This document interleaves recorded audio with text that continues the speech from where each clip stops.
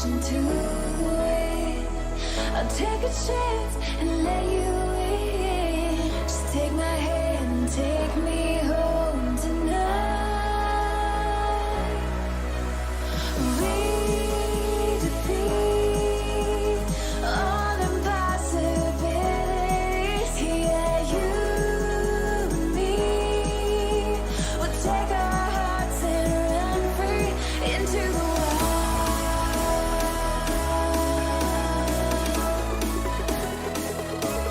Into the wild.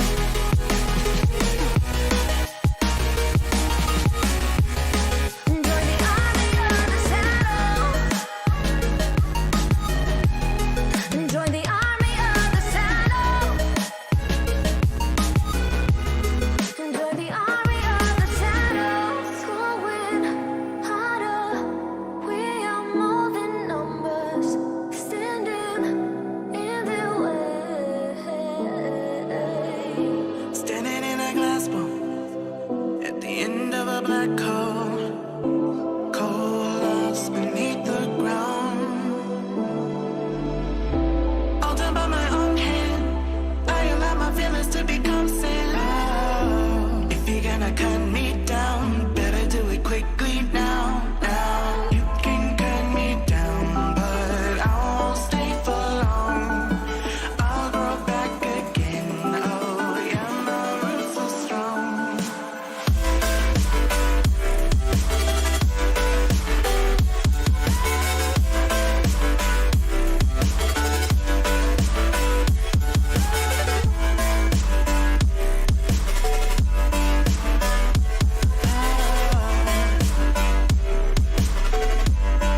My roots are strong.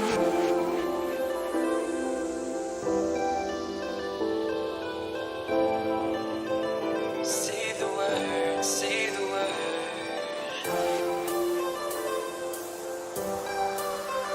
Say the word, can rhyme. Say the word and we can run around the earth and around the sun.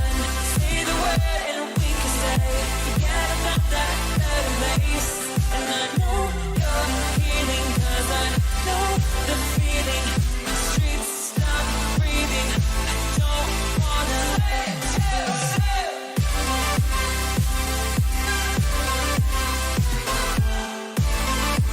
Say the word, say the word.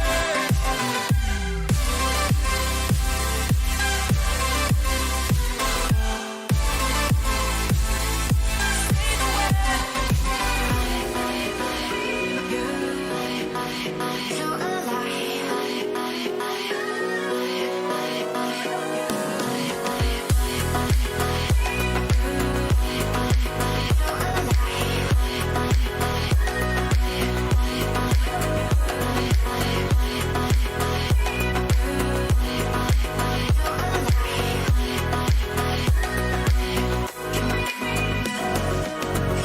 I give in to the lesser fight. My body aches to be satisfied. My weakness comes and goes. My weakness comes and goes. I'm reaching out for the easy high. Please fortify this strength of mine. My weakness comes and goes. My weakness comes and goes.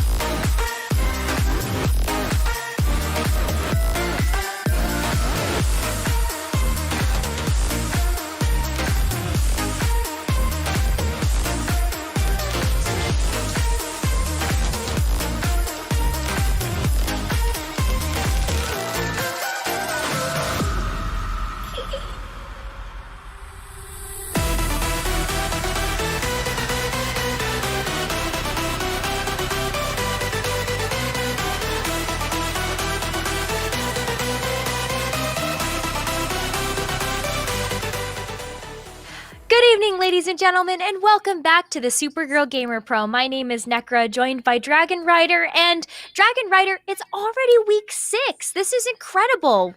I can't believe we're already here. I know, I was thinking about it and was like, what? This is like, we're like 2/3 of the way now.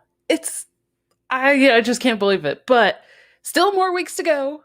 So, it's not over yet, but we have a ton more action coming up tonight and the next several weeks still. Yeah, we really do. And for those of you that don't know about the Supergirl Gamer Pro, it's a competitive video game series dedicated to supporting women in gaming. The initiative was launched in 2017 to provide a platform for female gamers and to help inspire more women to take a larger role within esports. So all of the players that you get a chance to see tonight, and the casters, we're all women. It's great. I really love this initiative, and I can't speak to how much it means to really have a platform to compete for all of these women in Hearthstone. Yeah, absolutely. And an environment to actually feel welcome and feel like, these players and even us as casters can, do what we do. We put a lot of time into these games. We enjoy these games. So we actually get to show what we know, and it's just a great environment to be in where we can actually feel like we can express that and be ourselves. So I hope that all of those players feel that as well. I know that I hope I speak for both Nekra and I when I say that. Oh, yeah. We both have felt that already, but it's definitely a great thing to be involved in. It really is. And as Dawn mentioned, we have more weeks to come. The 2020 season has 3 different titles. Hearthstone, of course, but we also have League of Legends and Counter-Strike Global Offensive. And for the weeks of July 10th to September 6th, which encompasses 9 weeks in total, every single week is a completely different week of competition. So you missed today, then you can still get involved for the weeks to come. We still have weeks 7, 8, and 9 raring to go after we conclude this week's broadcast. So get involved. Go to www.supergirlgamerpro.com to see all of the action and get involved in any of those titles, and also join the Discord and follow us on Facebook and Twitter. But before we get into the action, we got to hear from some of our sponsors. So I'm gonna hold on promoting you this quarter. Cool? Drop the taco. Get in the car. Does this Sentra feel like a compromise to you? Wait, what? The handling, it's good, right? No compromise there. Nope. Watch this. Brake. Rear automatic braking.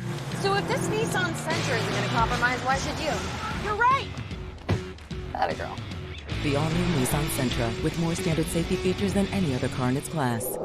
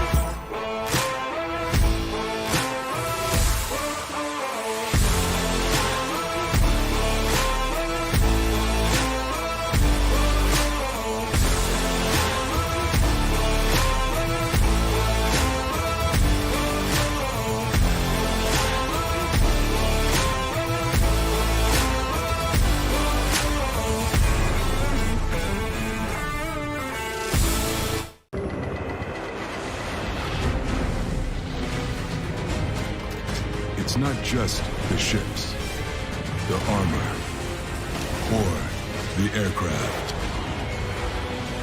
It's something more. It's the will to fight and determination to win, found inside each and every Marine that answers a nation's call. Battles won. You can trade all the games, accessories, consoles, and tech you don't use anymore to get cash or store credit at GameStop. Check out the Trade Center on the GameStop app, visit GameStop.com/trade, or talk to a guest advisor at your local GameStop store to see how much your trades are worth.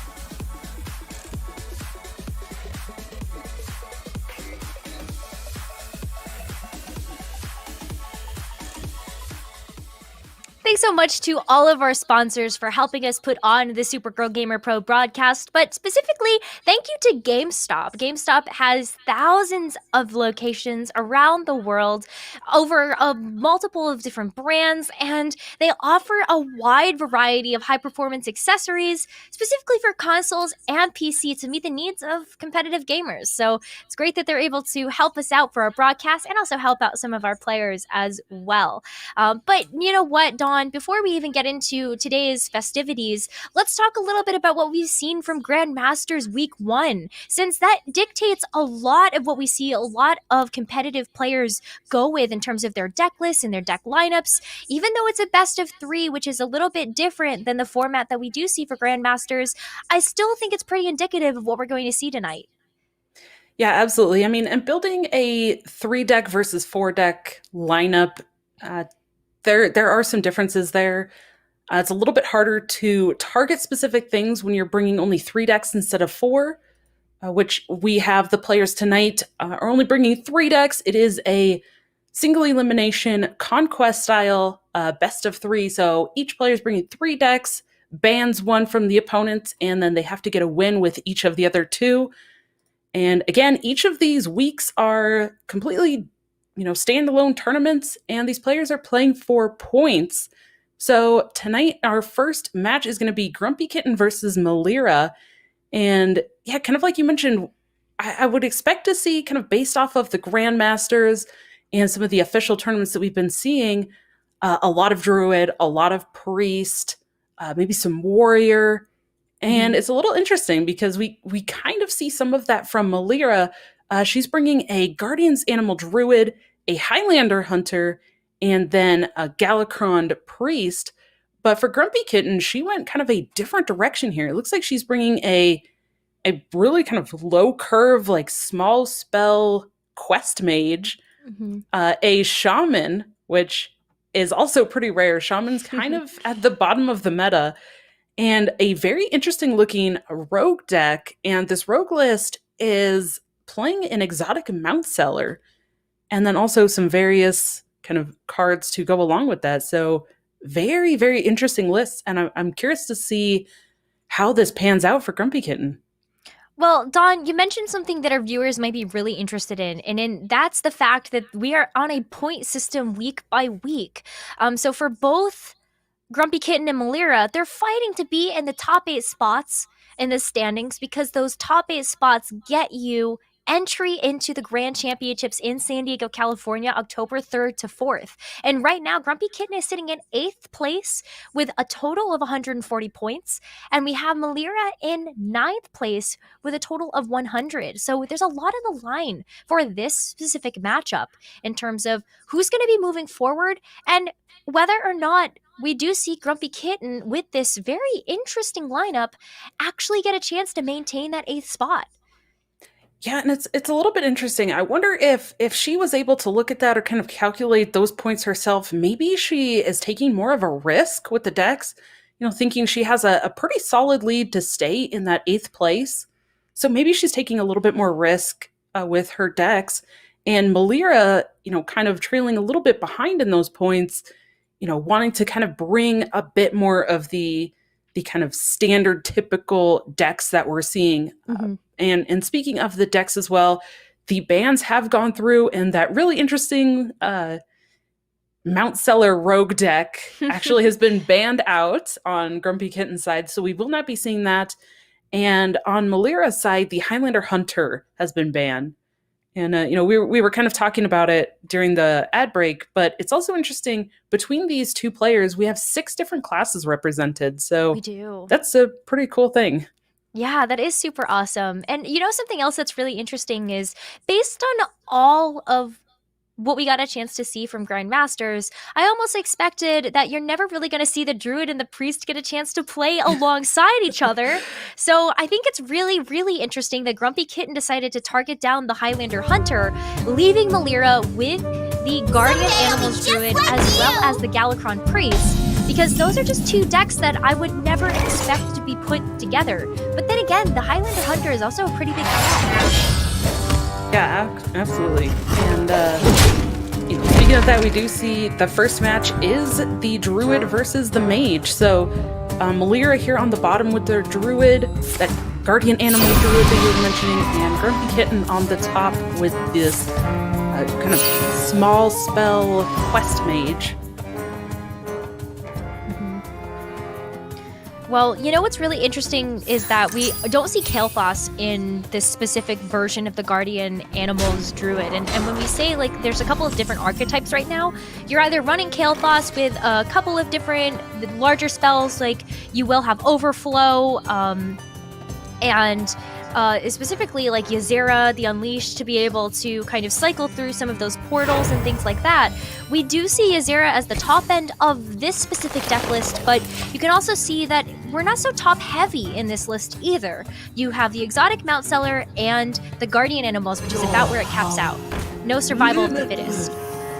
Yeah, absolutely. And I feel like also with that, like, getting the Guardian Animals is just so important, and we see that Melira does have the first copy, and she had some ramp as well to lead into that, so this is exactly what this deck wants to be doing, and she was able to find those pieces, so really, really great start for her, and also getting these, you know, if she really wants to, she potentially could go into a Mount Seller turn next turn with a Mount Seller and this Bog Beam that's going to cause 0 next turn now. Yeah, so anything that Grumpy Kitten puts down could just get Bog Beamed down. And I think that's something that Melira has really set herself up for. And that's kind of the risk that you take when you do play something like this Guardian Animals Druid, is that you need your ramp. You need to see those wild growths come through. You need to see your Breath of Dreams, the Lightning Blooms, all of those pieces that are really going to get you to that point where you can play this Guardian Animals out super early. Only the finest creatures. Yeah, absolutely. And this ordering, I love this ordering. This Flame Ward did come from the deck.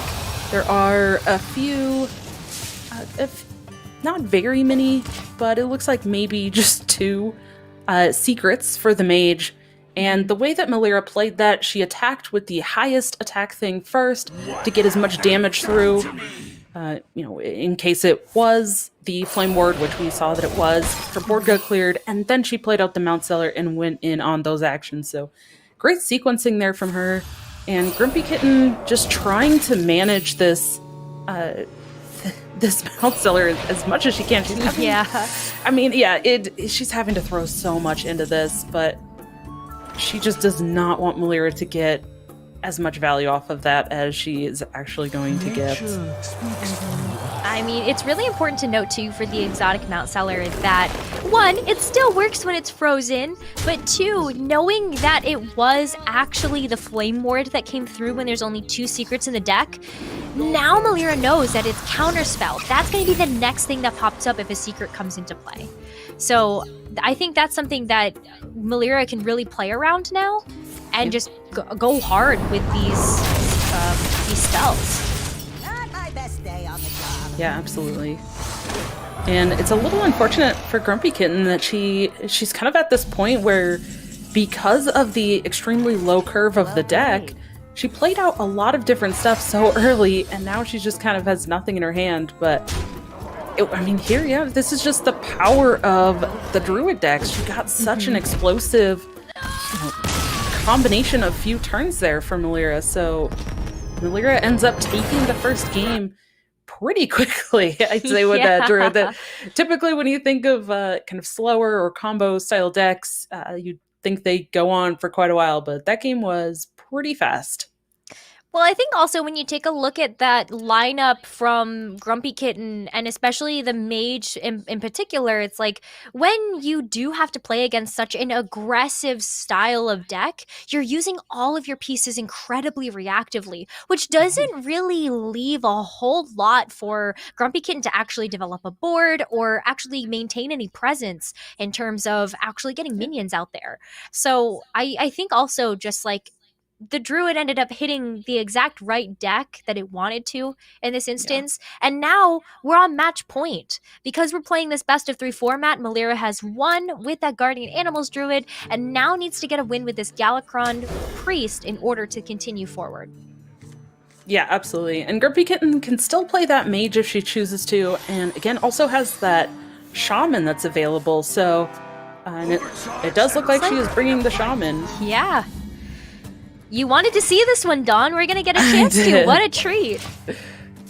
Yeah, this is there's quite a bit of burst potential, it looks like, in this list. You know, a few things like lightning bolts, the rune dagger that after attacks, you know, it adds spell damage, the instructor fireheart, a couple lava bursts. Yeah. There is, you know, a ton of stuff there. So there is potential for burst. It's a little bit unfortunate, I guess, in looking at the overall matchup. Priest is going to have quite a bit of healing. So if Grumpy Kitten can't put enough pressure throughout the game and finish off with some of that burst damage, and, you know, if she gives Melira the chance to stabilize, then I think that's just going to tip the game over in Melira's favor. Ooh, I love this Blood Mage Thalnos pickup. We can actually see that there is one copy of Blood Mage Thalnos already in the deck. So the fact that you get a chance to pick up the Blood Mage Thalnos now, it just like synergizes super well with what the rest of the deck wants to do. Malygos looks a little interesting given that you have a lot of burst damage potential, but based on how Priest likes to run their deck, you know, I just don't know if that Malygos was really going to stick around long enough in order to actually make use of that extra spell damage. Yeah, no, absolutely. And I think this deck just wants to be really fast too, so, you know, taking something slower is not necessarily the most beneficial thing. We are all bound.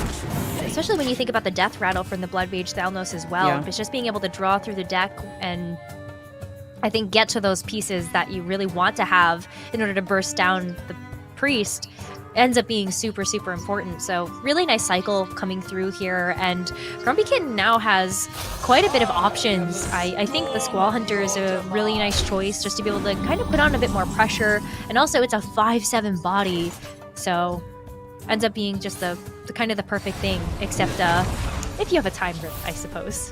Yeah. Yeah, I'm a little curious here. It's a little interesting for me. Melira choosing to use the Time Rip.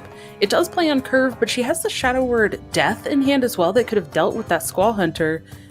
And I mean, you know, we were kind of talking about how fast this Shaman deck kind of looks. There's not really, I guess, a terrible lot of minions.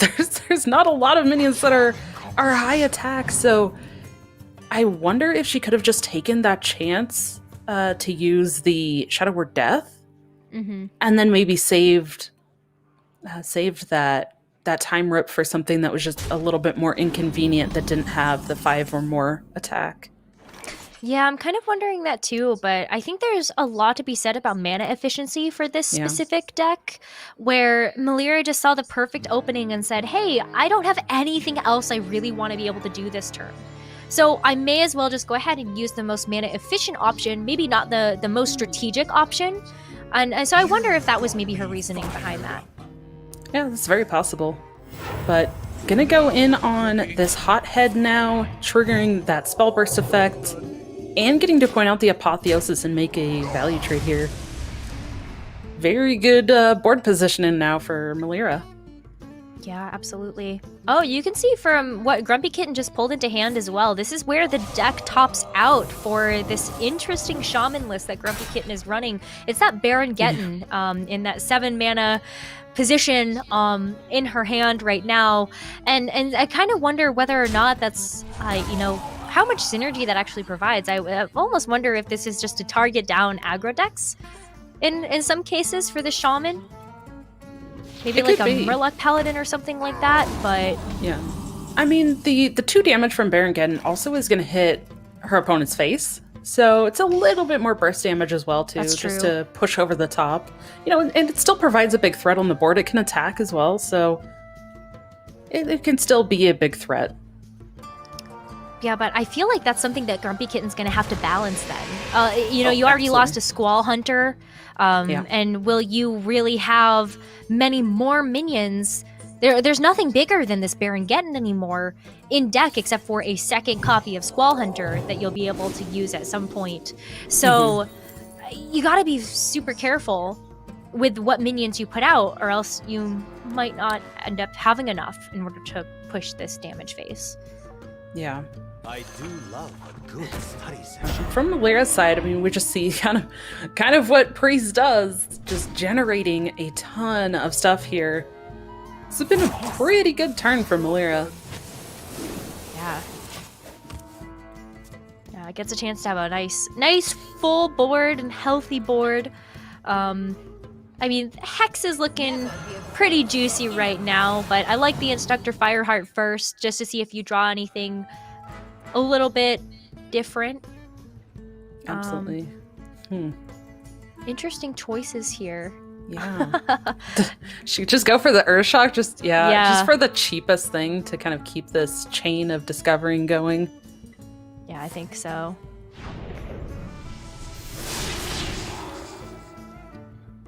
Ooh, okay. Lava Burst? You have enough mana for it. The Totemic Reflection's pretty interesting too. She does already have a totem on board.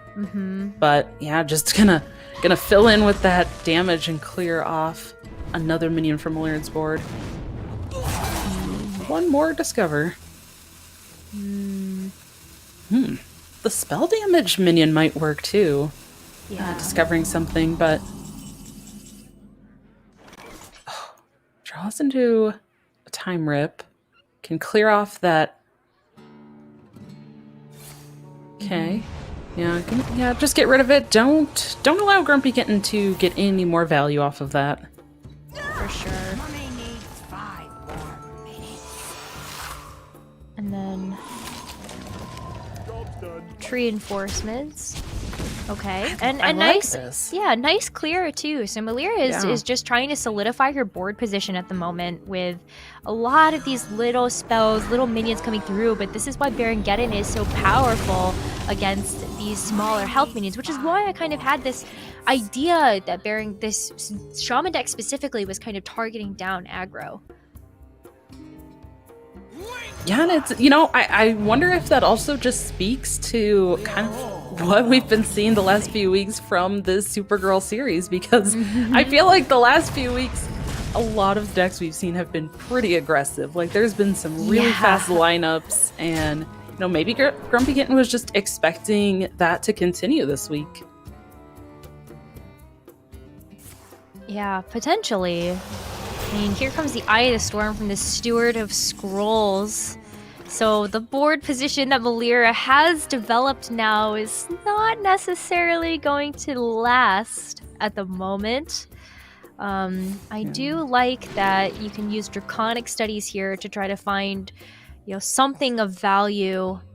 I think the Skeletal Dragon is just a great pickup in order to just continue to get surmountable value from your cards. And then, why not just go ahead and play it out now?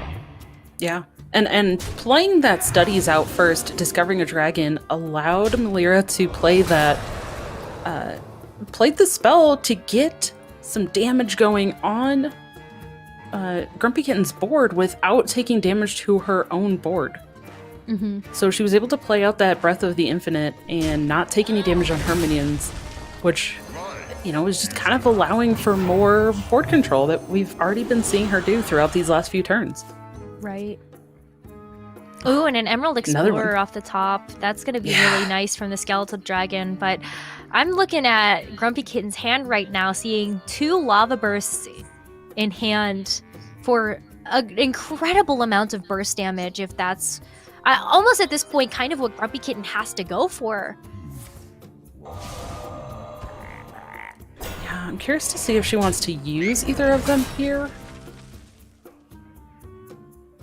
Yeah, do you have to... Is there too much damage on board that you actually have to use the Lava Burst to clear out these minions? I'm not convinced. I mean, Priests just... They also have a lot of reactive tools. They're not generally dropping a lot of minions. A Grumpy Kitten feels the pressure. Yeah. I mean, I don't mind it either. I guess it's just kind of forcing Melira to make certain trades, or to clear a certain way with what's on board. Ooh, that Evasive Worm. The Big ol' Whelp's just a nice dead body. Yeah, I kind of like the card draw for it as well, though. Yeah. Just because Melira is kind of running on empty, very reactive hand, not necessarily going to be good for setting up for the end game if Grumpy Kitten continues to have answers to this board like she has. Yeah. Gonna give the Taunt Minion Reborn. Just Smart. make it that much more awkward to deal with this board.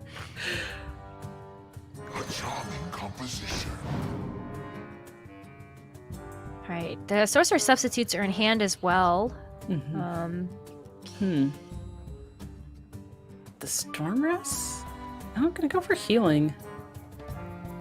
She's not really being able to stick a board any of these turns, so maybe the Storm's Wrath isn't gonna get quite as much value. Yeah, that has been kind of a problem in this game, or in this matchup for Grumpy Kitten, not being able to stick a board. Yeah. Melira, especially playing the Priest, has had so many wonderful answers to every single threat that Grumpy Kitten has put on the board. And you can even see now the Cleric of Scale being super, super helpful to be able to go ahead and just draw out one of the spells from the deck, and then I think this is just about to snowball out of control. Yeah, and you know, I'm not sure if Grumpy Kitten had quite the explosive early start that she probably wants with this deck. And you know, looking at the deck list again, she's running 2 Rune Daggers. We haven't seen those.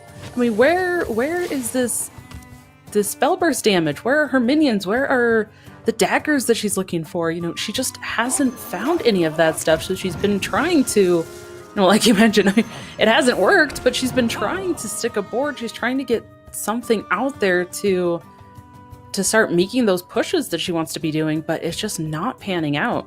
Yeah, like even from this choice here, do you take Eye of the Storm because you need bodies? Even though you're gonna overload, I feel like you have to go with something that, or do you have to take the Hex? Like, I don't know, there's some really good options. Like, are you worried about being able to formulate a board, or are you worried about having to deal with the board that is in front of you right now? Because, like, I'm looking at Tidal Wave as another kind of one of those options. When you have, what, a 2-1 and a 1-1 on your side of the board, you're almost willing to sacrifice that in order to actually try to deal with the board that Melira has presented in front of you. Yeah, the Tidal Wave is pretty interesting here. This might be a case. The trick, though, is that looking at Melira's board, I mean, 3 of the minions on board right now don't even die to that Tidal Wave, so it feels a little bad wanting to pick that, but yeah, she decides to take that. Eye of the Storm, she's gonna try, it'll be the second one she's played this game. She's gonna try to get the board. We'll see if it actually works this time. Melira has so many tools, though. I mean, she still has the Shadow Madness. She's got a Mass Dispel. Now she just picked up Soul Mirror. Like, there's so many things on board, or in her hand, to just keep the board every turn. Yeah, the Aeroponics that she found as well has just been able to help her cycle through the deck. Wow. So not only have you had like the big ol' whelp to be able to draw your cards, but the discovered resources that Melira has had in this game have just continued to lengthen her lead in front of Grumpy Kitten.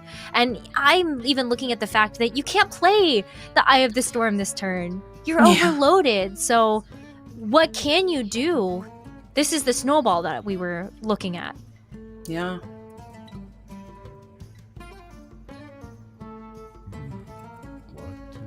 There's 13 damage showing on board for Melira. I guess Grumpy Kitten, like, she can play this Note Taker, this Diligent Note Taker, and play the Witch's Brew, and then she gets a copy of Witch's Brew back. I don't think that's even enough, though. I think you have to use the Witch's Brew here and then just hope for the best that Melira doesn't have enough to be able to damage through this 26 health that you have, and then be able to play the Eye of the Storm a little bit later. We'll see the draw come through. There's nothing to silence, so it's just a draw engine at this point, but you get to heal yourself and you get to push all of that 13 damage face. And now Grumpy Kitten's right back where she started. Yeah. And that was the problem with just going for complete heal last turn, was that then she's kind of just in the same spot this turn. But with Melira playing out that Master Spell last turn, that means that Grumpy Kitten gets to play these taunts and they're not going to get silenced now. So now for Melira, she has to answer this board, a little bit differently than she probably would have. Because if she hadn't played the Master Spell, then she could have just played it this turn and gone for lethal. Well, the Soul Mirror is going to help to deal at least the finishing blow on one and deal 10 damage to the other two. And you can also use the Penance. If you really wanted to, you could use Shadow Word Pain here as well. Shadow Word Death, and just deal with it that way. But yeah, you're still going to be able to push 10 damage face. Yeah. And I mean, again, Grumpy Kitten now in the same spot, just staring down this gigantic board, and there's really no answer for it. I don't see a way that Grumpy Kitten finds anything. There's the rune daggers. Yeah. They were right there. They came So very lucky. late. I love the concept of this shaman deck. That's something that you definitely have to give a lot of credit to Grumpy Kitten for wanting to run something that was so out of the box and extraordinary. But fantastic job by Melira to get the job done with that druid and the priest and move along into our top 8 for the week. Yeah, absolutely. And again, we kind of mentioned earlier, you talked about where Melira is sitting at in the point standings. That just gets her that much closer. She's going to start, if she can inch her way through tonight, she's going to really gain a lot of points to solidify herself into that top 8 standings. Again, there's still several more weeks to come, but getting a win here and hopefully in the next round is what Melira is going to be looking for to try to get those points to, again, solidify her spot in these standings for that championship. So we are going to have more action coming up, but first we're going to go to a quick break from our sponsors, and we'll be right back. No one knows where it comes from. Why some have it and some don't. It's the fighting spirit. It consumes fear and weakness. It stands ready to fight whatever shape the battle takes. Because as long as there are battles, there will always be Marines.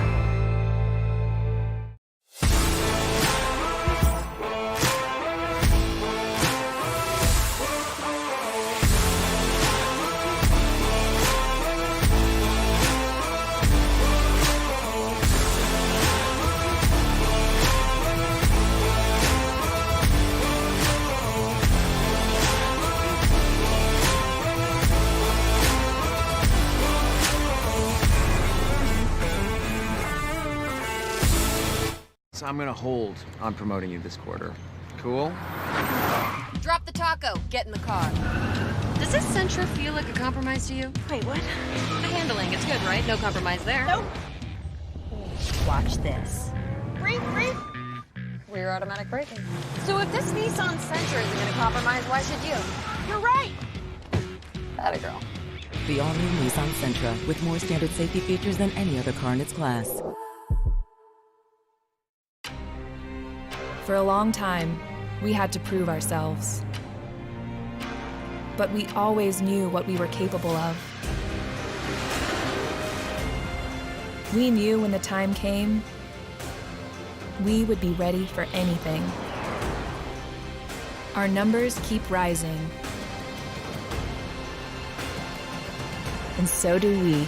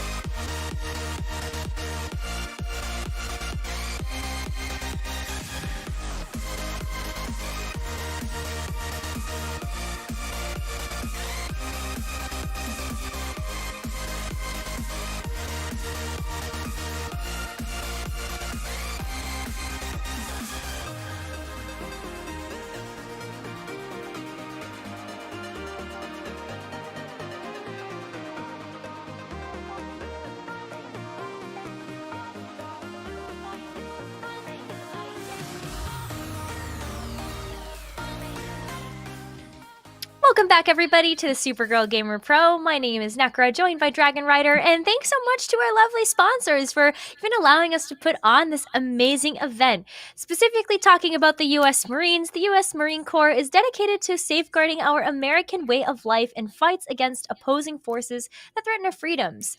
So Marines are trained to win all battles, and learn a little bit more about the Marines at marines.com. But before we get into our next match, we have a bracket to show you for all of the women that are left in our top 8.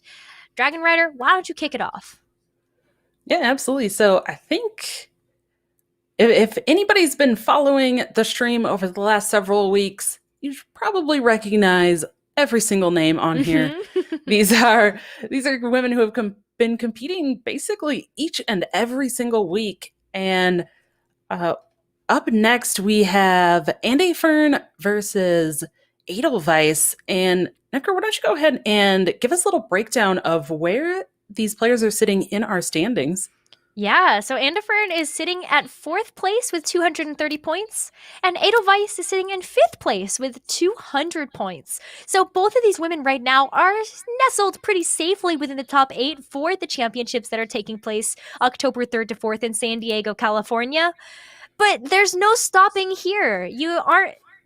We still have 9 full weeks of competition, which means 3 weeks after week 6 is over.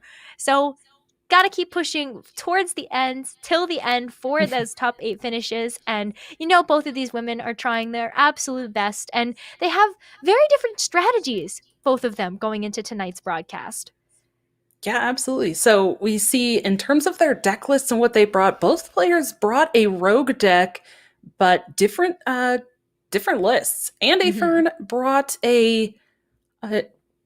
it looks pretty typical, maybe a few new cards from the new set, but it's a secret, Galakrond, kind of what we've been seeing. But Edelweiss, on the other hand, brought a rogue deck that's kind of completely opposite. She brought a very aggressive stealth rogue, very aggressive, and it kind of fits in the rest of her lineup. She just went really aggressive deck. She's also running a Demon Hunter deck that's very aggressive as well, just topping out a Skull of Gul'dan. And she brought a really aggressive Hunter deck as well, which the Hunter deck did end up getting banned out. And then in addition to that secret Galakrond rogue from Andy Fern, we also see a Highlander priest and a kind of, I'm not even sure, Pain Warlock, I think is what people are calling it. It's kind Pain of aggro Pain. Yeah. So that Warlock deck did end up getting banned on Andy Fern's side. So for Andy Fern, she's going to be playing Highlander priest and this secret Galakrond rogue, and Edelweiss is going to have that stealth aggro rogue and the Demon Hunter.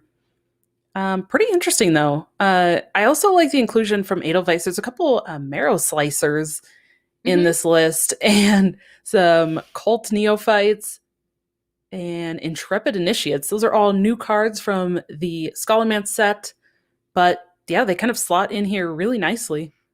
Yeah, I feel like the version of this Tempo Demon Hunter that Edelweiss is running is kind of more of the new school Tempo Demon Hunter that we have been seeing pop up all over the place.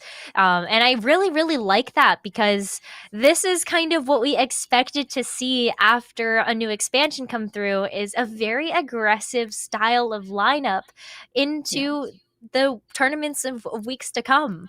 But for Andefern, it's kind of interesting that she's gone with, the Highlander priest, as well as the Galakrond rogue with the stealth package, as well as the Shadow Jeweler Hanar. So very interesting as well, the very flexible decks coming through from Andefern. Yeah, absolutely. And Highlander priest has been pretty popular. I'd say it's probably the most common priest deck that players are bringing just in any tournament. I think there was quite a bit of it in the Grandmasters over the last few days as well. But yeah, Edelweiss, like you mentioned, going for just this kind of just aggro, just very fast decks, just hit you in the face over and over until your opponent hits 0. And we're going to find out which strategy is going to work out for these players momentarily here as soon as we get into this first game. But yeah, a little bit interesting. There's these really fast decks, and then these fast decks too. They can, if they really get on board early enough, they can still beat down this priest. But it's going to be kind of like what we saw. Yeah, it's going to be like what we saw though. If it doesn't get out fast enough, or if Andefern on the priest is able to find the tools and kind of keep pace in those early turns, she's going to get to a point where she can stabilize and flip the game, and Edelweiss is probably going to struggle at that point. So we'll see how that game pans out, but the deck is really aggressive. So yeah, I'm going ahead and taking a look at what's on board already. You can see the aggressive start coming out from Edelweiss from this aggro rogue. And then Andefern has already decided to bring the Highlander priest. So yeah, kind of what you said needs to come to fruition here. These aggro decks have to get off to a very, very aggressive start in order to actually make it through the resources that this priest has. Yeah, absolutely. Really good for Edelweiss, though. Finding some stealth minions already, make it a little bit harder for Andefern to actually target those and clear them off of the board. Also, Andefern kind of has a little bit of clunkiness in her hand here. Again, if she's able to stabilize and get to more of that mid to late game, that's when some of these cards like this Galakrond or the Dragon Queen Alexstrasza are going to be more helpful. But right now, yeah, she just has to heal herself up and try to discover something else that's going to help deal with this board. Yeah, take a look at the Spy Mistress as well as the Sneaky Delinquent and this, this poison coming through. Deadly Poison going to add additional damage. 9 damage already coming through in one turn from this aggro rogue. Yeah, and Edelweiss's hand is actually... Andefern's going to get to discover basically the entire hand here now and pick whichever one she wants, but now Andefern knows exactly what Edelweiss has.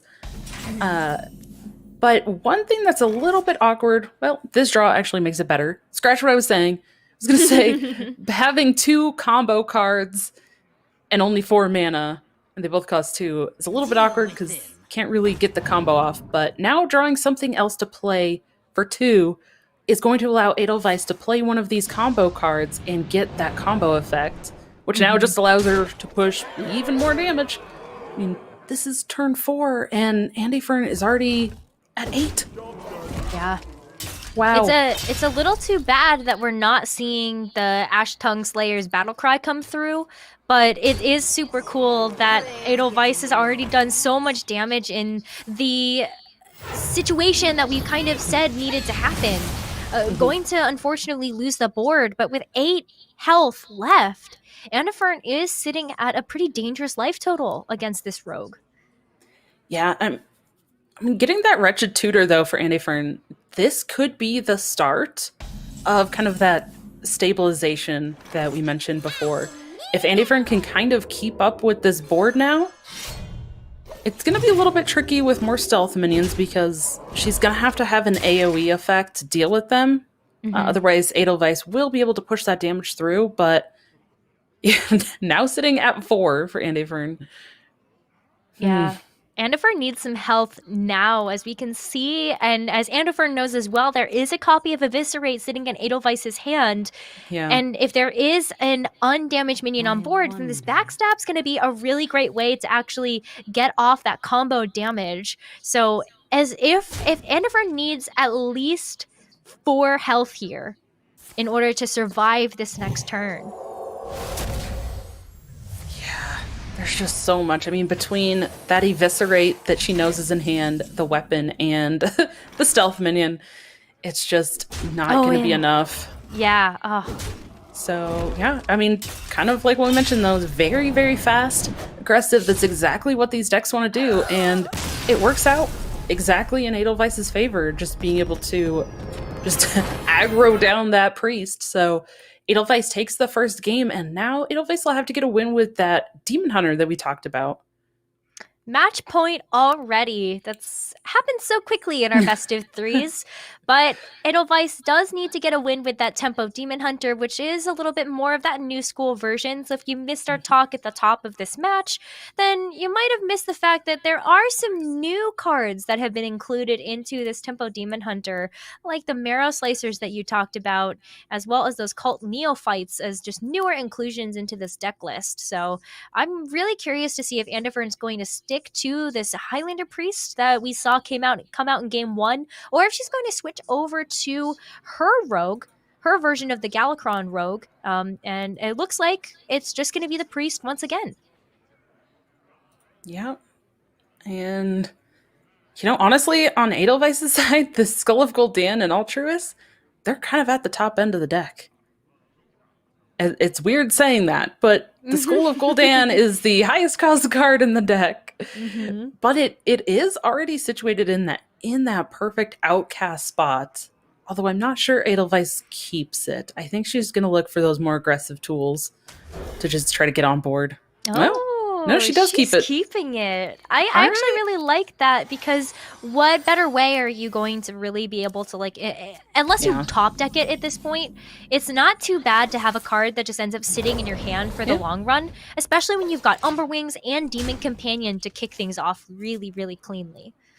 Yeah, and another thing too is that because she knows that this is the top end of her deck, I mean, it just makes it that much more likely that these next few turns, she's going to draw things that she's able to play each turn, right? So turn 3, 4, 5 leading up to that skull, she's going to be able to play something on curve every single turn. Mm-hmm. So keeping that Skull of Gul'dan, and I bet she would not have kept it if it were in the middle of the hand, but because it's already situated in this perfect outcast position in the hand, and like you mentioned, it's just like, well, just keep it there, and you're going to get to it.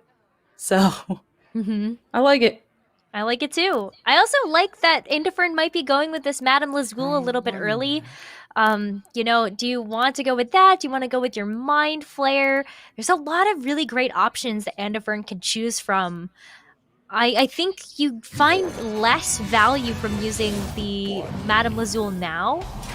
So I think a Tempo Mind Flayer is not a bad choice here to get on board.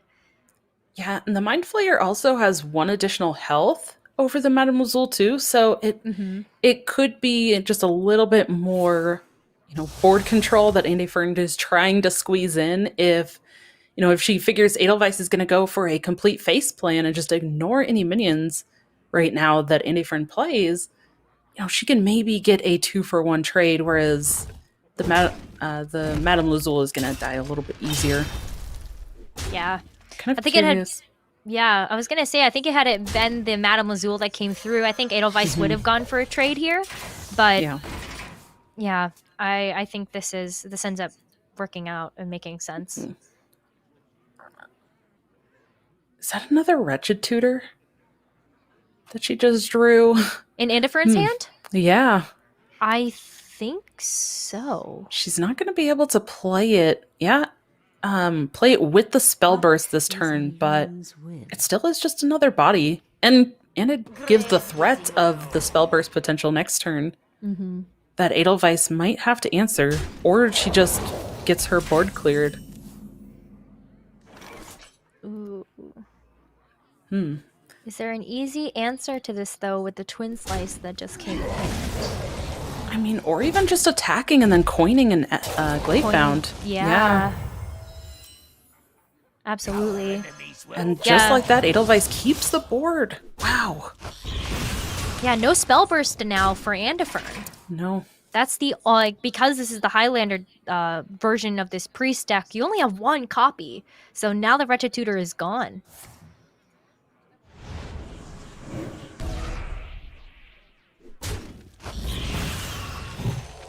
Good penance, though, to come through from Andifern, just to be Yeah. able to take out one of those glaive-bound adepts and then also heal up for a little bit. But we can see that Edelweiss got the perfect draw for this scenario, that Satyr Overseer, plus you've got the Umberwing equipped as well, so you're going to be able to get a chance to get another 2/2 Satyr and the Cult Neophyte, one of those newer cards included in the deck, get a chance to see that come through as well. Yeah. Well, this is a really interesting choice here for Andifern. If she really wants to, she can play that Mindrender Lucia and have 4 mana left over to play something from hand. But as we can see, they're not really much going to happen if she goes that route. I really don't mind this Infiltrator here. You know, it's almost on curve, but it puts out a taunt. It kind of forces Edelweiss to answer it, and then it's going to clear multiple things. Wow. And the choices. Do you go with the skull? I think you have to go with the skull that you just picked up, because your other skull is always going to be outcast if you decide to do that. But you also have Glaive-bound Adepts to be able to answer the minion that's on board. So it's some choices here to make. I like going for the Twin Slice here. Yeah, this is very interesting. We're gonna get to see the way she sequenced this too. Edelweiss sequenced this in a way that it put out that extra 2/2, and it even hit the extra 2/2. Oh man! So Edelweiss even still gets to continue pushing all of the damage that she would have been able to on board, because she played that Twin Slice, attacked first. Yeah, wow, that worked out really well for Edelweiss. But if you're Andifern here, I mean, you're really needing something. And this is not enough. Yeah, Another penance, though. You can heal up a little bit. And if you're able to get something to stick, then maybe you have the Apotheosis for a little bit later. But we can see that Edelweiss is already pressuring 16 damage. Yeah. So even if Andifern taps here, that's not going to be enough healing. That's just going to be Edelweiss taking the second game and the set. Yeah. I mean, is it enough if she uses that penance?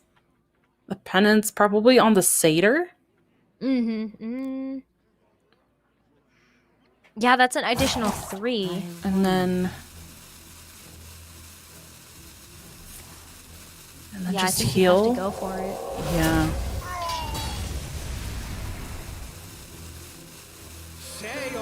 So there's 12 on board for Edelweiss. Ooh. Ooh. All right. Okay. Well, things just got a little bit interesting now, didn't they? Andifern didn't get that hero power squeezed in there. It looks like she might have ran out of time. Uh-oh. She's still okay. There's only 12 damage, plus the hero power is 13.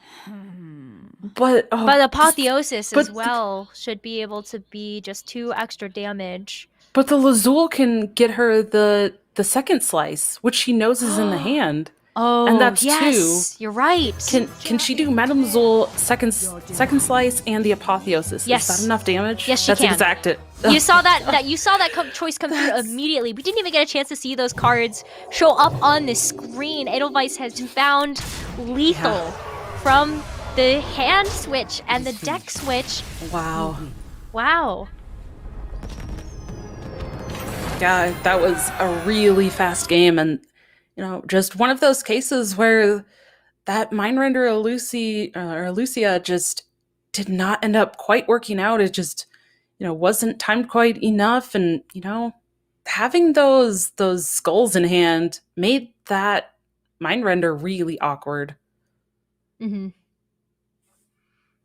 Oof. Yeah, it Wow. was. I feel like we've seen a couple of instances now where, yes, this is great play coming through from the players, but also we're seeing a lot of instances where they're just not getting the draws that they need in order to actually succeed with the deck that they've chosen for whatever game that they might be playing in at that time.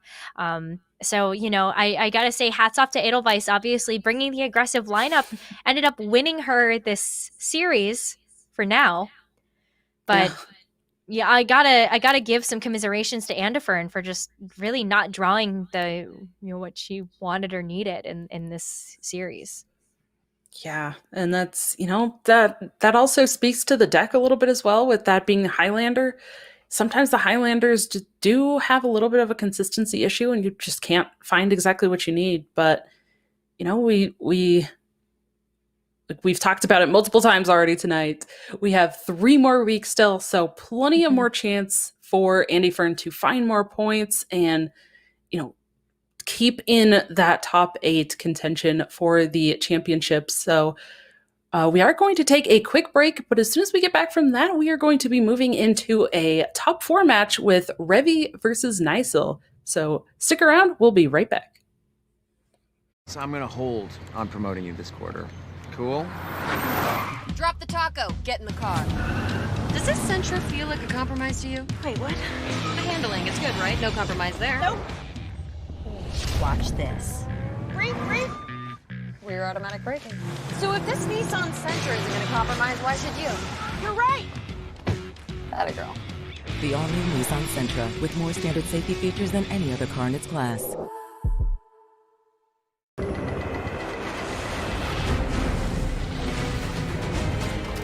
It's not just the ships, the armor, or the aircraft. It's something more. It's the will to fight and determination to win, found inside each and every Marine that answers a nation's call. Battles won. You can trade all the games, accessories, consoles, and tech you don't use anymore to get cash or store credit at GameStop. Check out the Trade Center on the GameStop app, visit GameStop.com/trade, or talk to a guest advisor at your local GameStop store to see how much your trades are worth.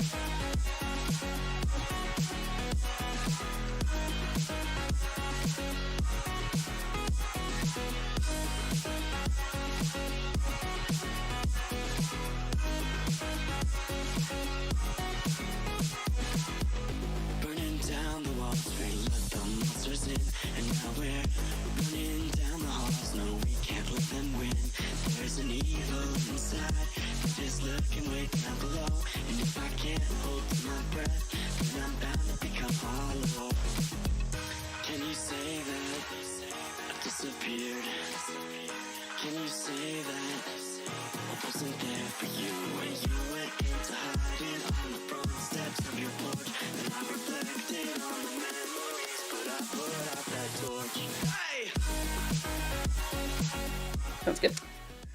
Hello, everybody, and welcome back to the Supergirl Gamer Pro broadcast. Thanks so much to all of our sponsors. But let's now talk about Zenny Gaming.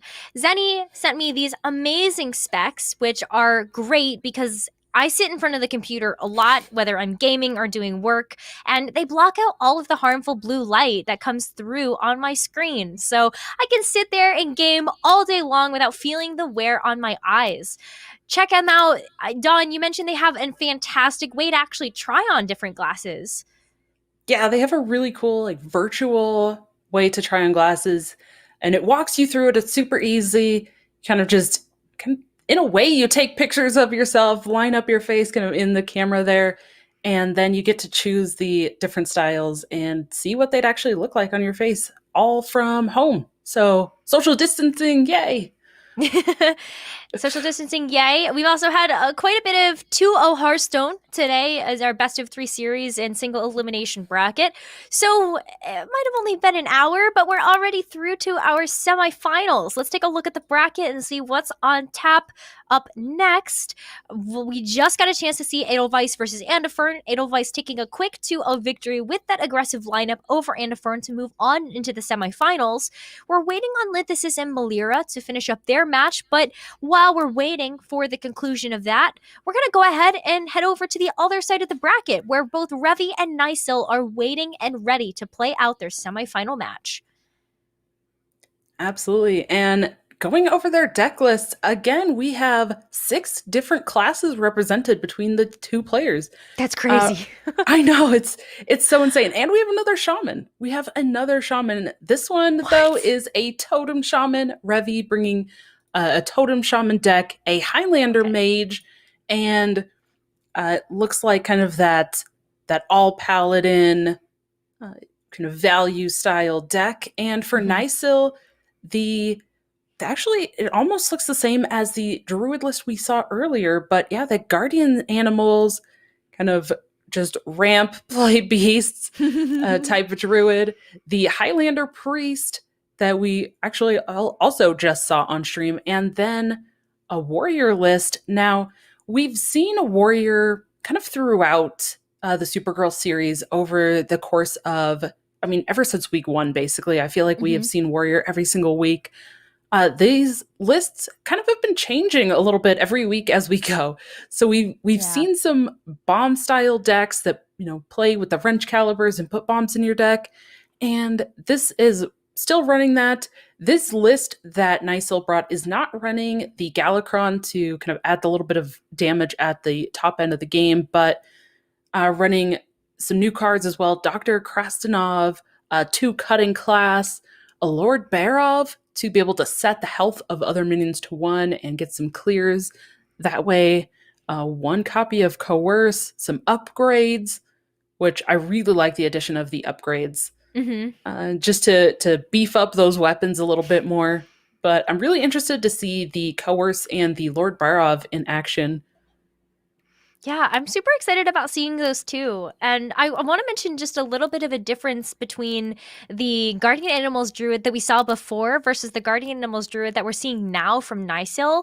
And that's actually in the addition of Overflow. I actually mentioned that wasn't a part of the actual deck list that we were seeing come through earlier when we were seeing Grumpy Kitten versus Malira. Malira not actually opting to run the Overflow, when I actually think it's an incredibly important addition, not only to be able to heal yourself, but more importantly, to be able to get those dream portals up and running from Ysera Unleashed.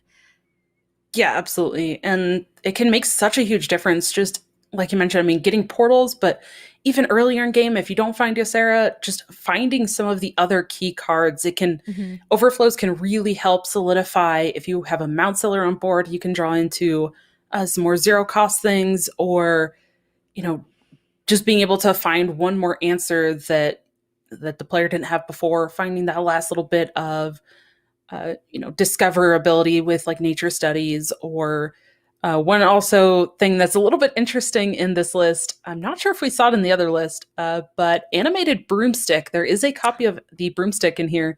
Yeah. And this has been another one that people have been including more and more. So I really want to see this broomstick in action. Yeah, I love Animated Broomstick actually as a part of like the new age spell druid, just because you can get your glowflies on board or you can get your treants on board, and then Animated Broomstick just comes in and just gives everything rush, which is great because it all just goes, yeah, be able to clear the board or however else you kind of need that that power. Animated Broomstick is definitely super handy to just sweep the board. Well, and it's another thing too that sometimes with this druid list, if you can't find the guardian animals, there are games where the Lake Thresher or the Teacher's Pet or the Twilight Runners kind of get stuck in your hand, and you don't get to pull them out from the guardian animals. But having that broomstick can allow you to still play them out, and then they have rush, so you can still kind of get that same effect. So it adds a little bit more consistency to getting those mid-game beasts, the rush, and getting the effects off of those, like the effect from the Lake Thresher in killing multiple minions or getting the additional draw from the Twilight Runners. Yeah, for sure. I do like the Lake Thresher as a kind of an inclusion into this specific druid package. It is so powerful, especially if you do actually use the survival of the fittest, which we know isn't actually in this version of just the guardian animals list. Right. But I think that survival of the fittest makes that Lake Thresher really, really impactful in terms of just being able to clear out multiple big minions at a time. But it by itself is also pretty good too. Yeah. And I'm kind of glad that we talked about this druid because it looks like the bans have come through. And on Nysil's side with the druid and priest, those are the decks she's going to be able to play because her warrior has been banned out. And Revi has had the paladin banned. So we will get to see potentially that Highlander mage and then this totem shaman. So this is going to be interesting. Also, I want to mention Revi bringing this different paladin. I think previously, like every week that we've seen Revi play, it has been the Murloc paladin. But this week switched it up. But again, that deck has been banned, so we won't be seeing the Paladin. But we're going to get to see maybe a little bit of different classes than we've kind of been seeing.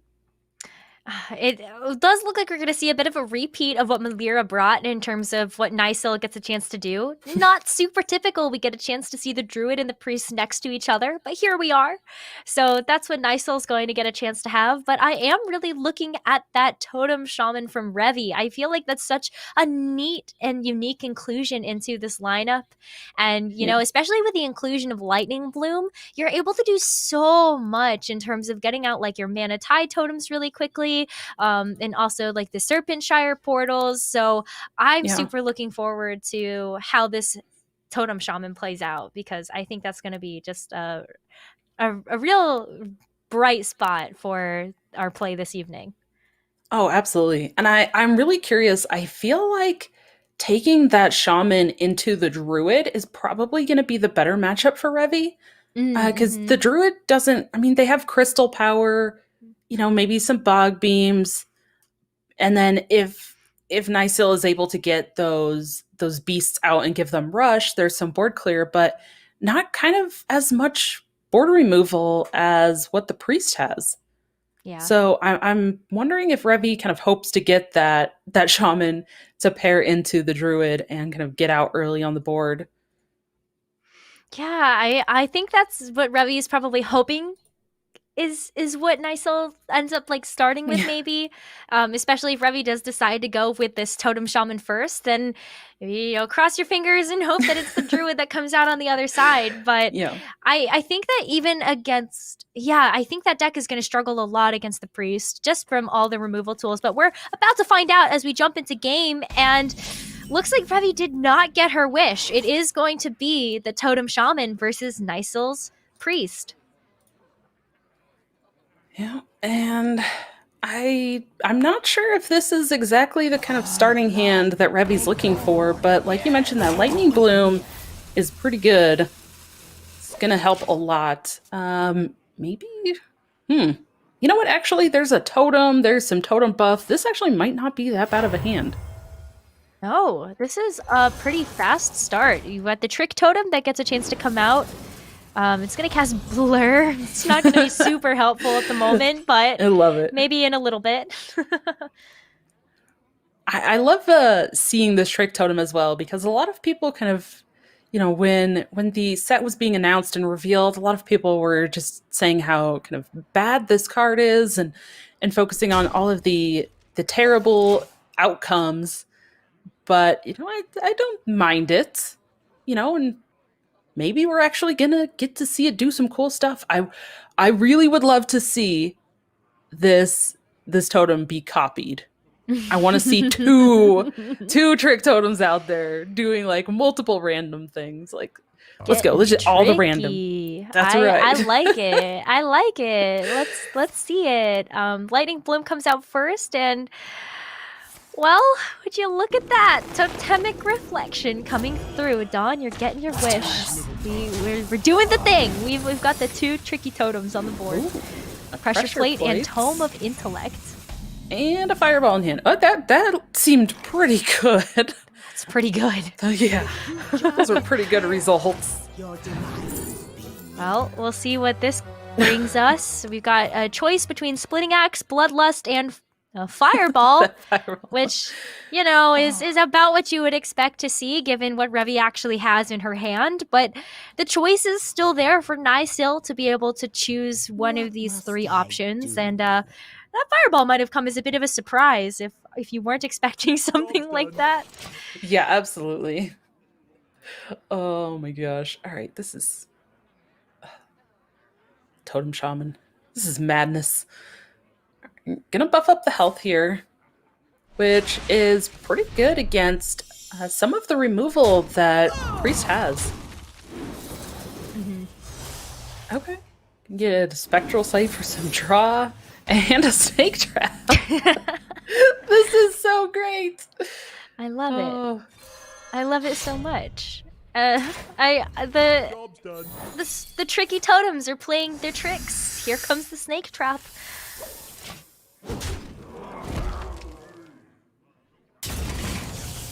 Ah, what a fun turn of events for these first couple of turns. It is. And you know what I just thought about too? Looking at this hand, that snake, like the snake traps, just basically gave Revi a great board for Bloodlust next turn. Like, oh my gosh, no. Okay, No, well but the now that's Blade over. Just kidding. Aww. It's Forget I been a mentioned roller it. coaster of emotions, Dawn. This game has had its ups and downs in just the first 5 turns. But it's I so mean, good. this is still a pretty good Bloodlust turn. You're looking at so much extra damage. Nysil's already at 18 health, and something that we know about the Highlander Priest is that healing's not necessarily a consistent force unless you're really paying attention to the taps. So Bloodlust going to be coming through, which Nysil knows that there's at least one copy of. But a nice clear coming out from Nysil to be able to eliminate some of these bigger threats on board. Yeah. This time I just want to point out as well, this trick totem was coined out turn 1 and it is still on the board. Like, I mean, obviously there were copies made, a couple times, but don't just ignore that fact. Just this trick totem has stayed on the board the whole game. I love it so much. I can't believe that she's been able to stick a board this whole time. And yeah, kind of like you said, that there hasn't been as much healing. There's not been as much kind of consistent answers from Nysil. And it's a little bit hard to play around all of the random generated cards and effects that, I mean, putting out Hunter Secrets, like now Nysil has to play around multiple Hunter Secrets and try to figure out what they are. And that just adds a little bit more awkwardness to the already kind of awkward only one-ofs for Nysil. Yeah, we saw a little bit of this in NA Grandmasters where it's rogue turned mage because of all of the different random effects that got generated on board. And now I feel like we're kind of reminiscing and seeing a bit of the shaman turned hunter, which is super, super interesting. Yes, well played. Oh, but here we go. That is going to be the fireball to the face, and Oh a my well played gosh. already coming out from Nysil, recognizing that the end might be near, depending on if she can get through some of these minions that are on board. Otherwise, the Bloodlust is there and waiting for Revi.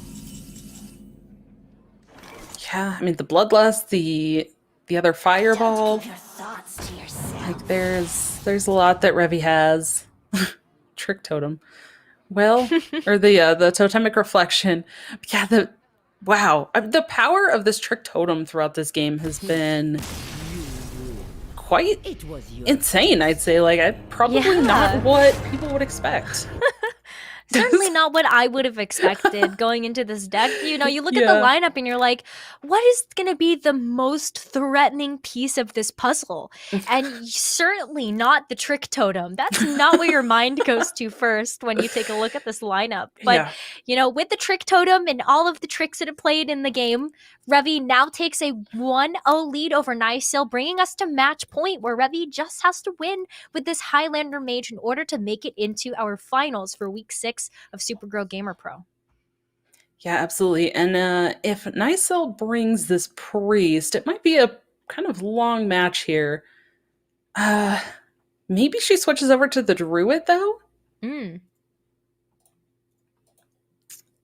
Well, I think in either case, we might be in for a long one. So, viewers, go grab a drink, grab some snacks, and buckle down because we got a lot of Hearthstone still to show you today with our semifinals and our grand finals following that up for the week. But, Dawn, I think either way, we're in for a long match. Probably. I kind of feel like Nysil might switch over to the druid to lead into this mage game, but it's going to be a little interesting either way. And I'm just kind of trying to look through this mage list. A little bit interesting. Revi is playing a transfer student. And it looks like Nysil did switch over to the druid. But yeah, a little bit kind of different choices throughout the deck list, I think, for Revi on the mage. Yeah, it's interesting that you mentioned the transfer student because that's a card that gets a chance to do something a little bit different depending on the board that you're on. And we're on the new Scholomance Academy board for this game. So it's going to be very interesting to see what that card gets a chance to do. But Nysil did switch over to the druid.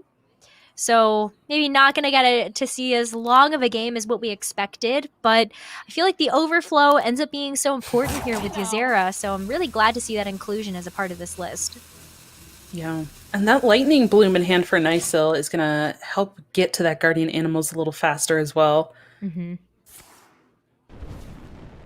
Yeah, but you got to be really careful because if you use the lightning bloom when you still have this discount, then you don't actually get the discount a little bit later. So you got to be really careful how you use the nature studies, which is a 2 of in this deck. So we will get a chance to see a second copy come out, but yeah, you gotta be a little bit cautious for that one. So use it on the Worthy Expedition. I like that choice. Ooh. Yeah, those choices were not really great for the game plan or the matchup here. I do like Nysil taking that Wrath. Could just, maybe Revi finally plays a minion and Nysil could just use it for extra draw to try to draw into more ramp or another key card that she needs, more draw potentially. Which, speaking of draw, she's actually going to just use the Lightning Bloom now to get this Twilight Runner out so that next turn she can get that draw going. Okay, I like it. I think that the draw engine is also really important because you're trying to get to a point where you just overload on board with your bigger pieces, like those Dream Portals coming through from Ysera. You also just pulled the Lake Thresher, and there's the Ysera Unleashed, which is a huge piece of this puzzle going up against this mage. Yeah.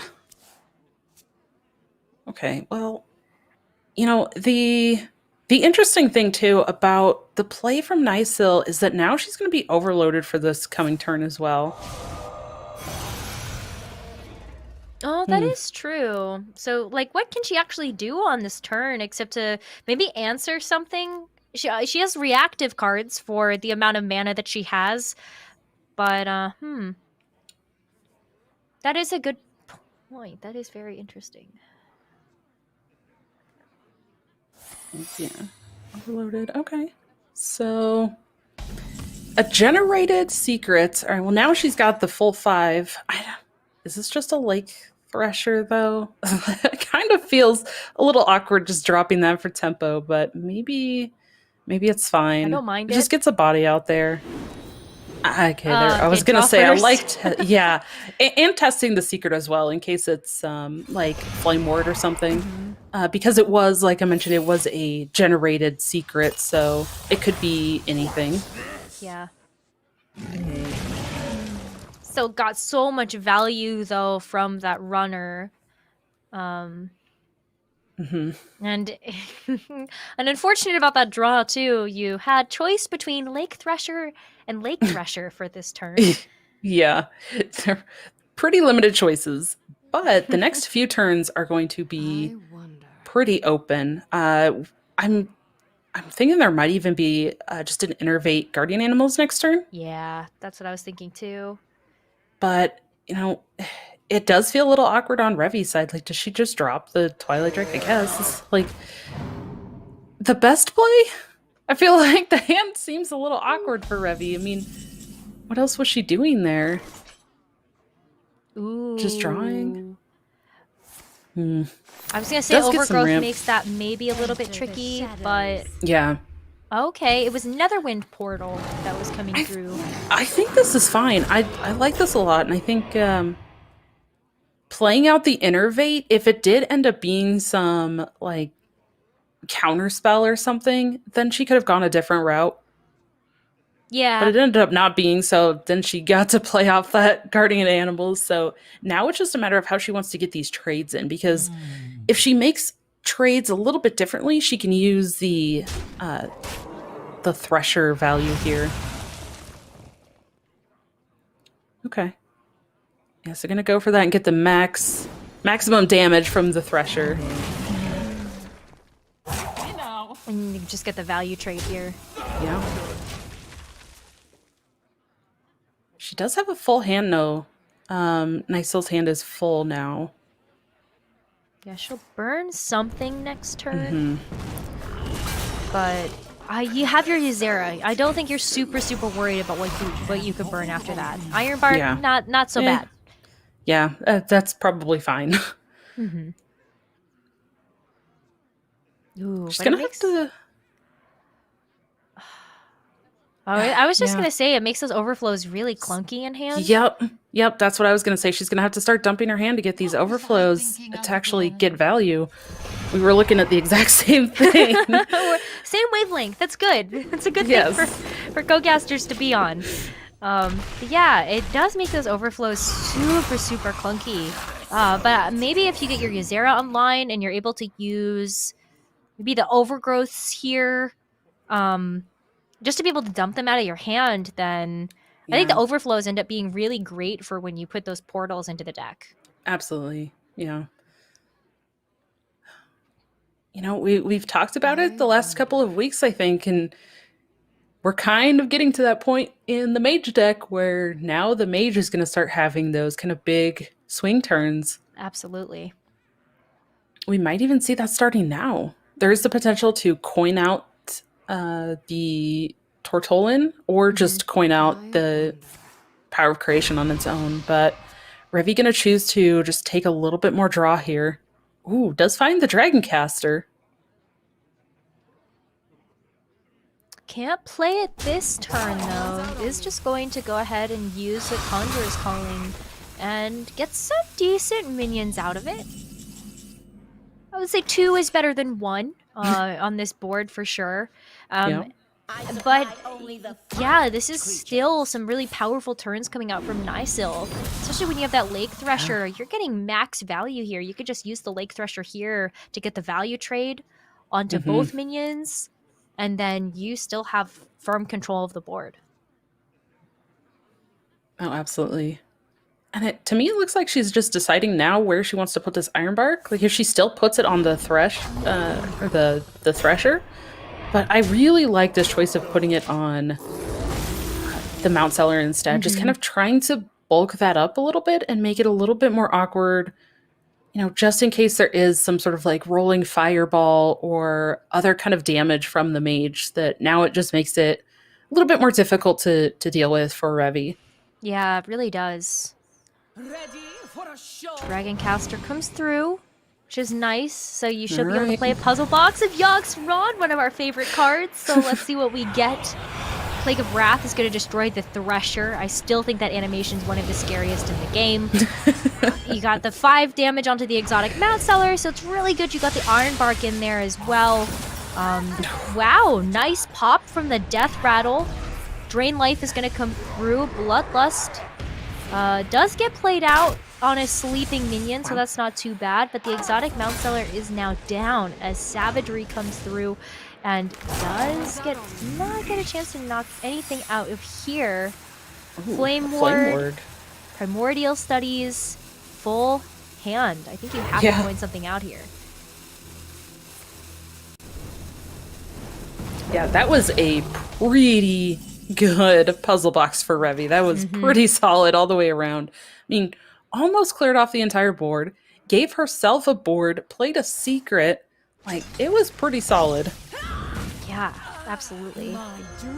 But here are those Ysera turns, and I feel like just in the nick of time, Nisul has been able to actually empty out her hand. So you will be able to play these overflows without too much of a problem here. But yeah, I just look at how Revy now gets through the Ysera health total. Yeah. See, maybe that's a thing, but Nekra, I'm looking ahead. I want to see. Yeah? I keep saying this, and then like we get to see it. All right, so maybe now if I say it out loud, we'll get to see this. I want to see like 3-4 portals or something come out, and then that animated broomstick. Give all those dragons. Give them rush. Let's do it. Pull out those portals. Give them rush. Sweep the board. Let's do it. I want to see it. I want to see it too. I really want to see that come through. I think that's going to be really fun. But you've got to be really careful about the amazing Reno from Revy. So, CMI going to be played down here just to be able to deal with, I think, this Ysera. Rush and Wind Fury. Nice trade for Revy as well. But yeah, Portal? Overflow Broomstick turn? Is that what we get a chance to see? Ooh. Picking up a spell burst here. Gonna get a couple extra. Ooh. Did she play the overflow? Oh no. Oh yeah. I think she misordered that a little bit. She got the spell burst effect from that the Onyx Mage Scribe, and now she's gonna end up overdrawing because she just played out the overflow. Yeah. Ooh. So let's see what she ends up burning. But wow, speaking of these are a lot of portals. That is a lot of portals. Oh no! The other Mount burns Seller. the exotic Mount Seller. Gets a wow. Okay. And then burns a portal. I mean, I think you've got the value that you want from the exotic Mount Seller that you were able to play before. But I'm still worried about an amazing Reno with this board. Just a little bit. And I mean, I think from Nisul's side, she probably would have liked those portals to be spaced out a little bit more because of Reno exactly. Fortunately, there are still some spaces on the board if Nisul needs to play another minion. So even if the board gets frozen, there's still going to be some potential to play something else out. Ooh, Revy though, going for this Pilgrim. The Devolving Missiles is interesting, although I'm a little hesitant to say that it's good because these dragons right now are all like, they're fairly low attack, but I'm worried that playing the Devolving Missiles is actually going to make them into to things that have like 8 attack or something that Revy then has to deal with a different way. Ooh, so scary. And it looks like she might have thought something very similar, so she ended up just taking the secret, gain a little bit of armor. Guardian Animals comes into hand. Nice to see all of these spells cost 0. Yeah. Those will all change after the first spell is played, though. Yes. Gonna see what the secrets are. Ice Barrier first. Okay. And the Flame Ward. Okay. Not bad. Not bad. Did get the extra spell damage because of the Solarian that's on the board for Revy. Mm-hmm. Oh, Starfire. So 12 damage Starfire. That looks pretty spicy. Goodness. That does look pretty spicy. I think Nicel's calculating right now whether or not she could actually make use of the Starfire. And Yep. The answer is yes. Yeah, you absolutely do. There's so much damage on the board, too. Yeah. Oh, she probably would have liked to have drawn that Ghidra first. Yes, for sure. But don't run out of time. Yeah, I feel like she doesn't play the Ghidra now. She just runs out of time. Probably gonna just try to clear something off the board here and call it not good. Overdraw. Yeah. Yeah, I think playing out that Crystal Power was just right in the nick of time to be able to deal that 9 damage and then get rid of a minion and not overdraw in the hand. So that worked out pretty well. I also really like the sequencing that Nysa went for, actually going for one of those wild growths at the very beginning of the turn, just to be able to have an excess mana for later in order to draw through that. So I think that was really intelligent. And now Revy gets a chance to do some spell searching. So I almost wonder... What do you pick in order to actually get through all these dragons? You're at 5 health. I don't think you're finding any way to get through these. I think she was hoping for maybe just a board freeze at least, just to try to find something else. Maybe maybe she was hoping for like a flame strike, but oh my gosh, and then no taunt. Yeah, no taunt either. I think she just kind of whiffed on what she was looking for there with those last few choices. So Nycel ends up tying the series 1-1. So now each player on match point going to be the Revy still has to get the win with that Highlander Mage that we just saw, and now Nycel will have to get a win with the Highlander Priest. Oh yes, this is the long one. This is the one we were looking at as the grand finale of our semifinals. So if you haven't gone to get your snack or your drink yet, do that now before we actually get into the action, because as we expect, Dawn, this one might take a little bit. Yes, and it's going to be interesting. I do wonder if it's going to come down to just the point when one of the players can just kind of find the turn. Yes. I'm just going to call it the turn. The turn where they get to flip the game and just put on that pressure and the opponent just kind of starts to falter. Right. So, yeah, they're going to be looking for the turn, and maybe we'll know it when we see it. But I'm a little curious if some of these card choices are also going to come into play. We kind of saw earlier things like the Wretched Tutor for the Priest, maybe not going to be as great against something like Mage that's going to generally have some bigger things on board and not things that have 2 health. So maybe that ends up being a little bit awkward, or it's going to have to be paired with another kind of AoE type effects to get a full clear. And again, we mentioned that transfer student. I'm curious to see that from the Mage side. Lots of things to look forward to in this matchup, particularly some of those newer inclusions into both of these deck lists. But I like that Revy is playing things a little bit safe here, going a little bit slower, recognizing this is going to be one of those longer games where we do have to kind of have a couple of passive turns at the beginning before we can really get the engine going. Yeah. Absolutely. And I think that's kind of why we didn't see that Zephyrus come out on turn 2 for tempo. Sometimes you see that. Sometimes you want to play it for taking the wild growth for some ramp. But yeah, I'm fine with not playing that Zephyrus out. I think it's going to become much more valuable later in the game. And not really much for Nysil to do there. No.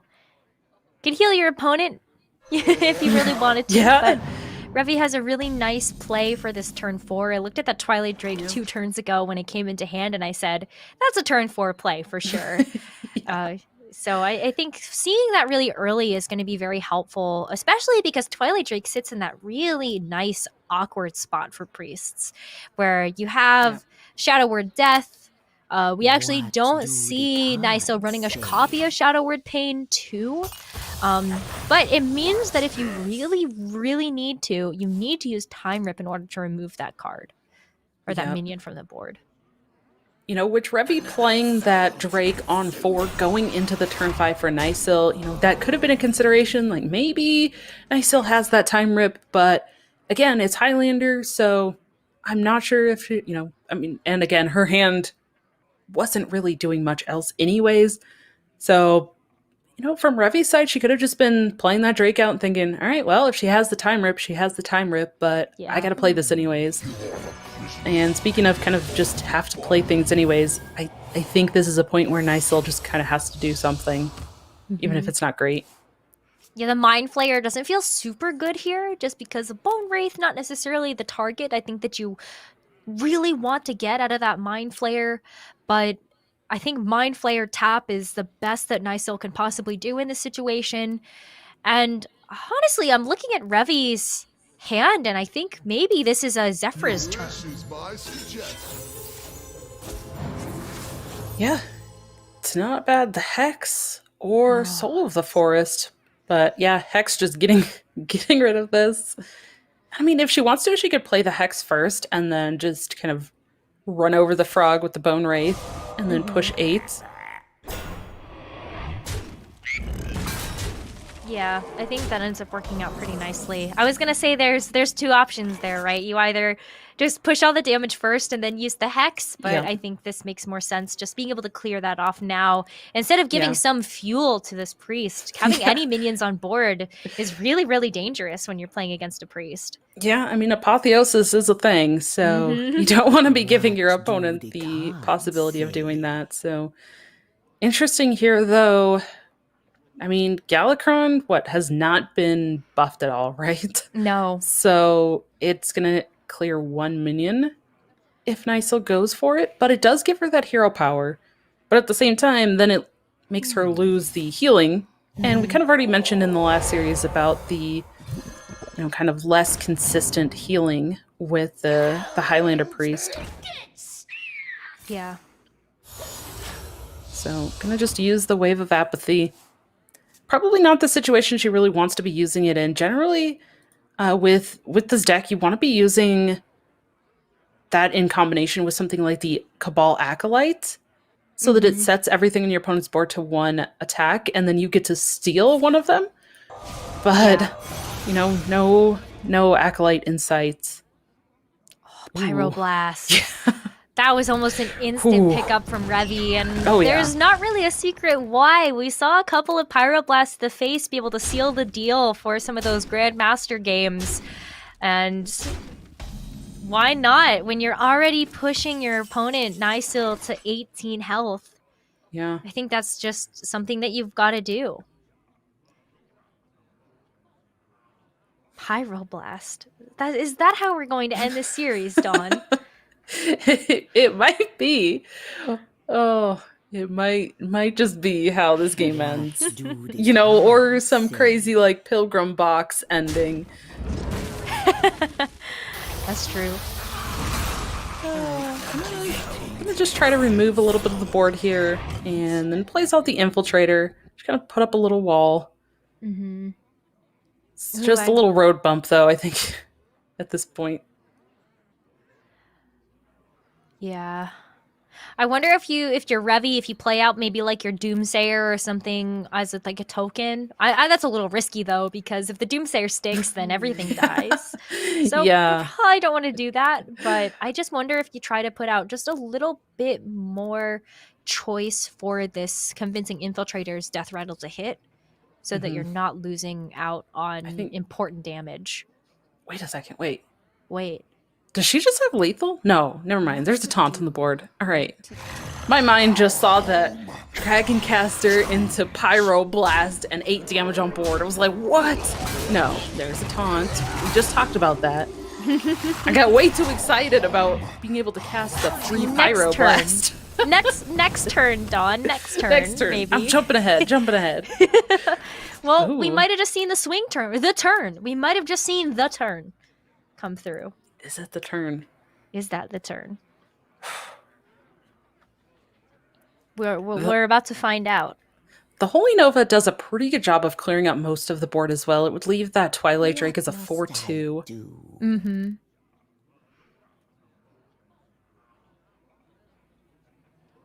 Yeah. And then I'm not sure if at this point you just play the Zephyrus if you're Nysil. Maybe it's just heal. A tempo play? You could. No, gotta go ahead and pass. Out of range, though, of the Pyroblast. I bring life. Okay, Alex Straws are coming down. Yeah. Nice ordering there to be able to get Nysil low to 11. That is a Dragoncaster Pyroblast ping away from lethal. Not anymore. Galakrond comes through. Yep. So Revy was preparing for the lethal, but I think with only 1 minion on board, and I this is the perfect opportunity for Nysil to go ahead and use the Galakrond and get that hero power going. Yeah. Nysil's been able to kind of stay alive every turn, but in doing so, she's also it's felt very reactive. She's made plays that are just at this point kind of helping her stay alive, but she hasn't really had the turn, where she's able to flip that the other way and find ways to start setting up for how she wins. Right now, it's just kind of, how do I not lose? Right. That is not a bad pickup at all. Gets to really kind of go wide on board again and still make it awkward. Like you said, Nysil's not running a copy of Shadow Word Pain. Yeah, so there's no clean way to deal with either of these water elementals, and this Kalecgos is still sitting really pretty right now, in terms of just being able to sit on board and just the effect that it gives you as well. That's going to be pretty interesting when you take a look at the fact that Revy does have that puzzle box of Yogg Saron in hand, and you have the Pyroblast, so there's some things there that you need to be wary of. Absolutely. I was gonna say, I think Nysil has to just go for the Zephyrus here and clear the board.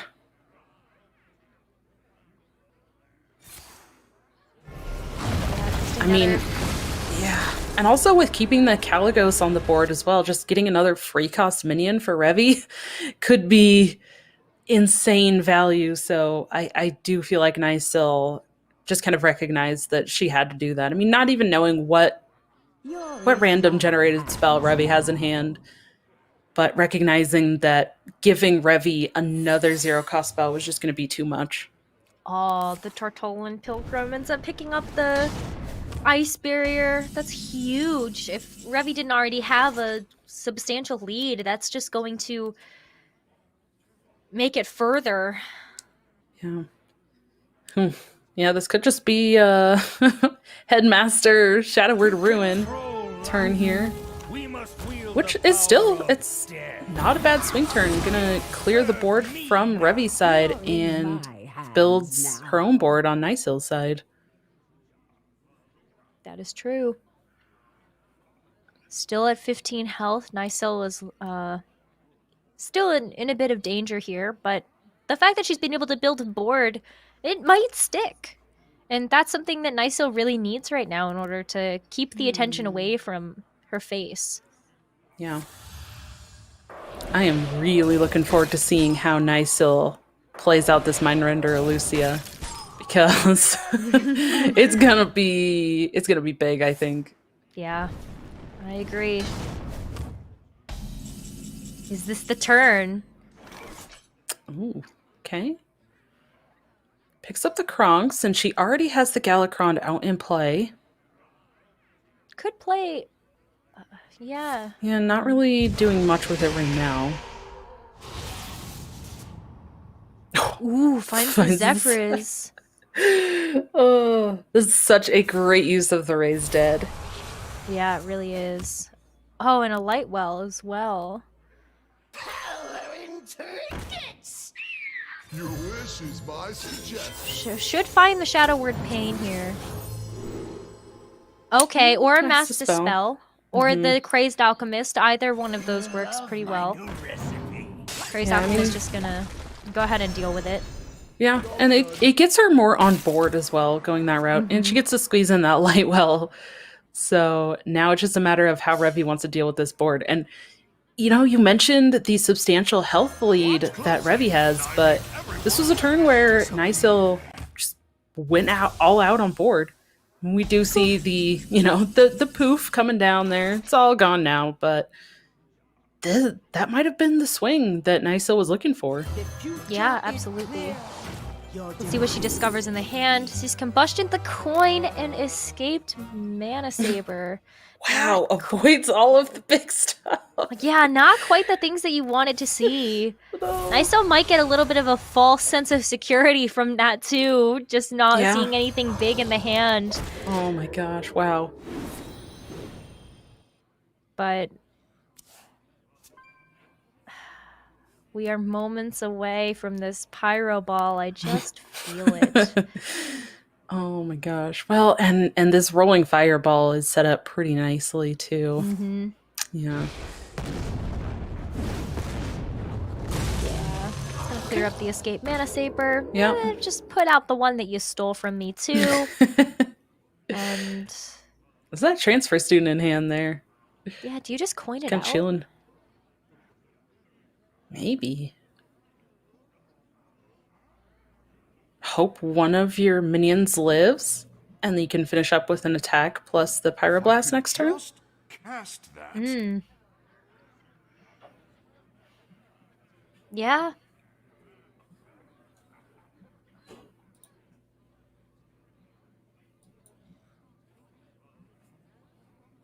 I think Revy's thinking about it. Yeah. But, you know, there's also some rule of thought to just kind of leaving the Escape Mana Saber to do that job, because how are you really going to target it as the priest? But well, I mean, the Kronks answers it. That's true. Okay. You are too late. His return is Kronks comes down. We've got a choice between... Oh, goes for reanimation. Nice Hunter's Mark.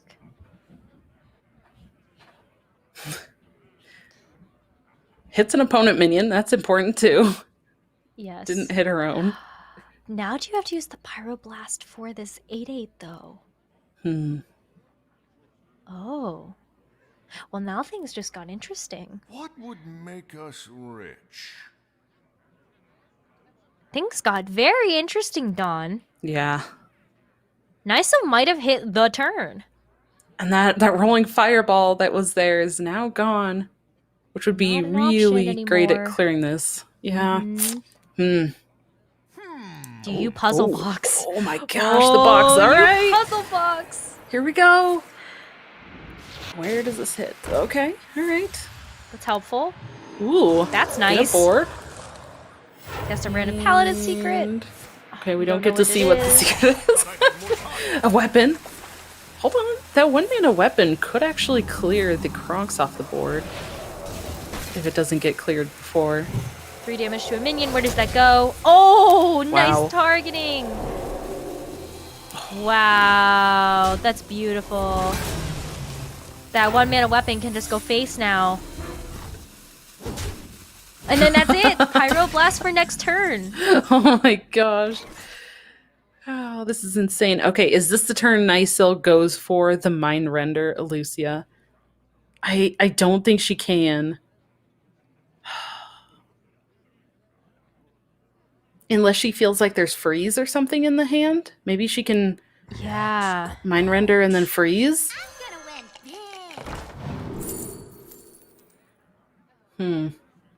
Oh. Do you mystery Well- choice this one? Yep, she sure did. Okay, Repentance. All right. Oh, I really want to see the Mind Render. I feel like that would be just so clutch because then you have Frost Nova from that.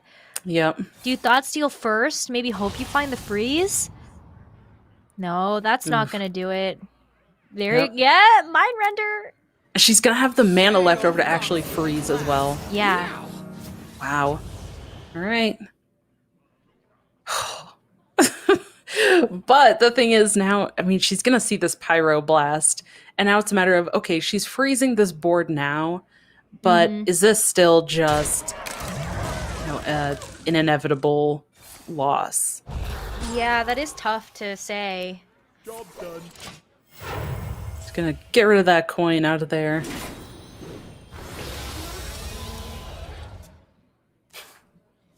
That Dragon Queen Alexstrasza is also active.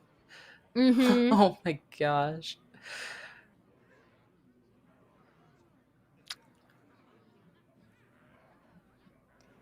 I wonder if you just go for it here. I mean, you know that there's an answer in hand with the Pyroblast, Yeah. but I don't mind Power of Creation either. Ooh, Safeguard? Yeah. We as safeguard well. here. Wow. Mind Render hasn't worked out No. quite the way that I feel like players would have hoped that it would have. Yeah. And then we've seen it now in 2 series, against a more aggressive deck and now in the slower matchup here. And it just, kind of has not done a lot. Okay. Gonna go for the Dragon Queen. Oh no. Nope. Does not find anything. No. Yep. Sends out the that is the well played. Yes. It's just, Galakrond has a very interesting way of, Expressing himself. yeah, let's say it's not quite a compliment to the other player, it feels like.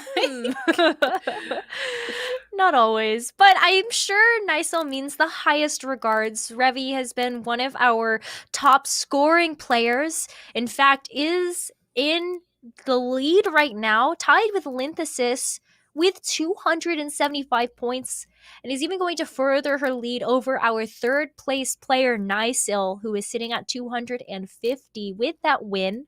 So congratulations to Revi, commiserations to Nysil, played phenomenally well, especially with the circumstances they were dealt with those decks.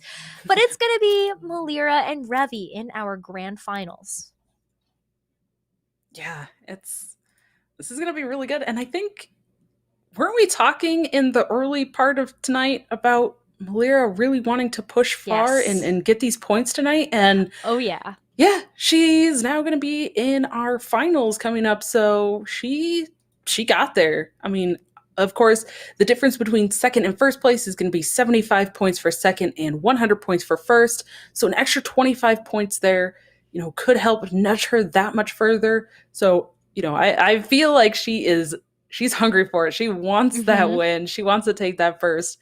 And, maybe everyone watching is hungry for more Hearthstone action.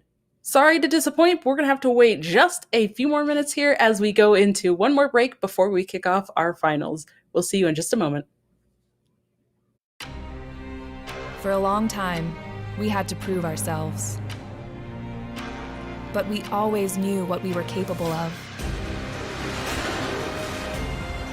We knew when the time came, we would be ready for anything. Our numbers keep rising. And so do we.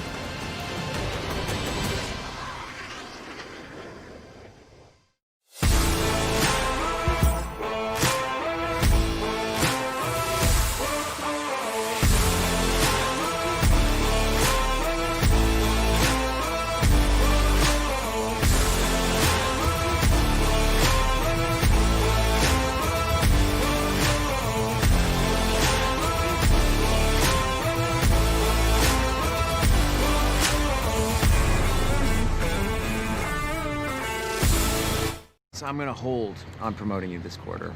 Cool? Drop the taco. Get in the car. Does this Sentra feel like a compromise to you? Wait, what? The handling, it's good, right? No compromise there. Nope. Watch this. Rear automatic braking. So if this Nissan Sentra isn't gonna compromise, why should you? You're right. Atta girl. The all-new Nissan Sentra, with more standard safety features than any other car in its class. No one knows where it comes from. Why some have it and some don't. It's the fighting spirit. It consumes fear and weakness. It stands ready to fight whatever shape the battle takes.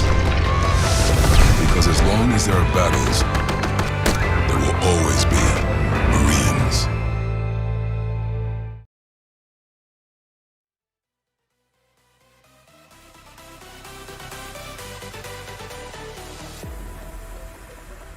Are you afraid of the dark? Are you scared?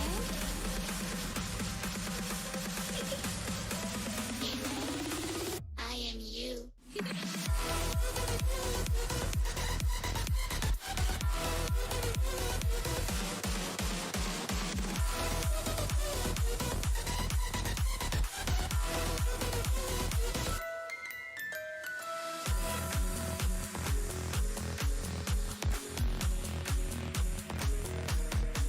Are you scared?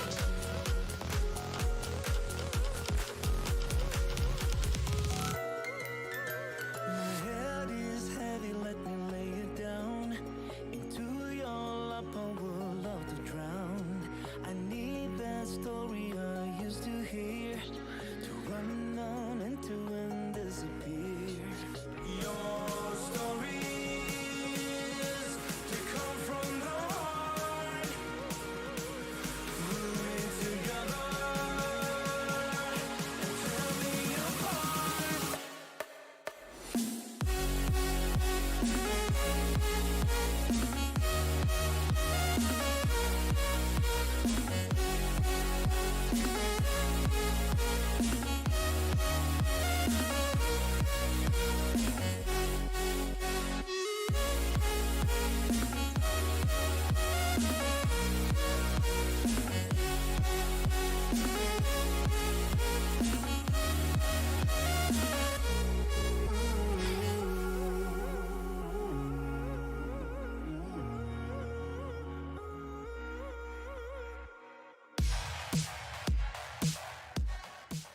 Hello, everybody, and welcome back. We are about to get into the conclusion of week number 6 for the Supergirl Gamer Pro Hearthstone broadcast. We're coming with you with your favorite co-casters of the day. It's going to be Necra and Dragon Rider for the grand finals. And before we get into that, it's been a long broadcast, and you and I are both glasses wearers. So let's talk about Zenny Gaming for a little bit. Block's glasses are one of Zenny's featured eyewear pieces, and they're great because they block out all of that harmful blue light that might be damaging your eyes. So I love wearing these glasses for long broadcasts, long days in front of the computer, gaming my heart away, and I'm super excited to show these off for you guys. They're great. And there's so many different frames and features that you can add on to them. You want transition lenses, anything like that, you name it. It could be customized on there. Yeah, they're really, really cool. For sure. Very, very nice addition that I feel like a lot of players and a lot of people can benefit from. So super excited about that, but I'm more excited about the grand finals, Dragon Rider. Let's take a quick look at the bracket to show you exactly where we came from and how we got here. So we had our 2 semifinals. We were able to feature Revi versus Nysil as a other half of the bracket, and then we had Melira versus Edelweiss on the other side. Melira ended up taking that victory over that aggressive lineup that we saw from Edelweiss, and now Melira is well on her way to becoming part of that top 8 players to be able to compete in the grand finals in San Diego in October 3rd to 4th. So really excited about seeing these grand finals because while Revi may have a very solid spot sitting as the tied for first seed, Melira really wants this win. Yeah, absolutely. So let's take a quick look over what decks they brought. Again, we did just see Revi in the previous series. Again, bringing this kind of all paladin value deck, the Highlander Mage, and the Totem Shaman, and Melira bringing the Guardian Animals without overflows, you mentioned, the Highlander Hunter, and the Galakron Priest. Now, bans have come through, and Revi's Paladin is going to be banned yet again. So we'll get to see that Totem Shaman and the Mage. And then Melira has her Highlander Hunter banned. So we're going to get to see, again, the Druid and the Priest. It's just so funny seeing those 2 decks next to each other. I don't know what it is, but people seem to be very scared of the Highlander Hunter, and for a good reason. That deck is incredibly consistent, and especially when you're running some more of those aggressive decks yourself, as Revi is also opted for, then it makes a lot of sense that you might target down that Highlander Hunter just to not have that as a part of the lineup that you have to get through. Yeah, and I think also for Revi bringing that the Highlander Mage, Highlander Hunter just does so well into that. So it's definitely a pretty good ban here. But let's go ahead and jump into this first game of our grand finals. It is going to be Melira on the top here with that Druid, and Revi on the bottom with that Totem Shaman yet again. Totem Shaman, let's see if we have some tricks up our sleeves. I do see a trick totem in the hand for Revi, so we might see a little bit of that action coming through. But for Melira, I feel like it's going to be really important to try to mitigate what you can of that potential threat. Like that ended up being so much more impactful than I would have expected coming out of the Totem Shaman. Oh, absolutely. Ooh, we might just see the coin trick totem again. Because this Lightning Bloom next turn could allow for the splitting axe. Oh, I love it so much. Me too. I'm a big fan of this. Let's see it come through. The coin plus the totem. You also have Totemic Might, which is going to be able to help to buff up that trick totem before you use the splitting axe. So there's a lot of different ways that this could really go through. And would you look at that? +2 health, huh? That splitting axe is looking mighty good. Yeah, it doesn't even need the one from the deck. Why, debated about playing it. No. Yeah, Revi knew. Didn't need to play it from hand because it was coming anyways. Oh, believing in Yogg-Saron, shall we? That's right, yes. I think Melira is doing some smart targeting here, just recognizing that this trick totem could be a really big problem. And oh my goodness, you have your pick of axes now in terms of what you use here. I say you always go for the golden one if I had my way of things. The golden one that was just drawn. I mean, it doesn't get much better than that. True. Well, no. Yeah, for Revi, I guess she's thinking the opposite direction. Just go ahead and not put all of her cards on the table, if you will, in terms of what she has available. But wow, the healing touch as well. Just going to be able to try to, I guess, heal the face in that one. But 2 trick totems here.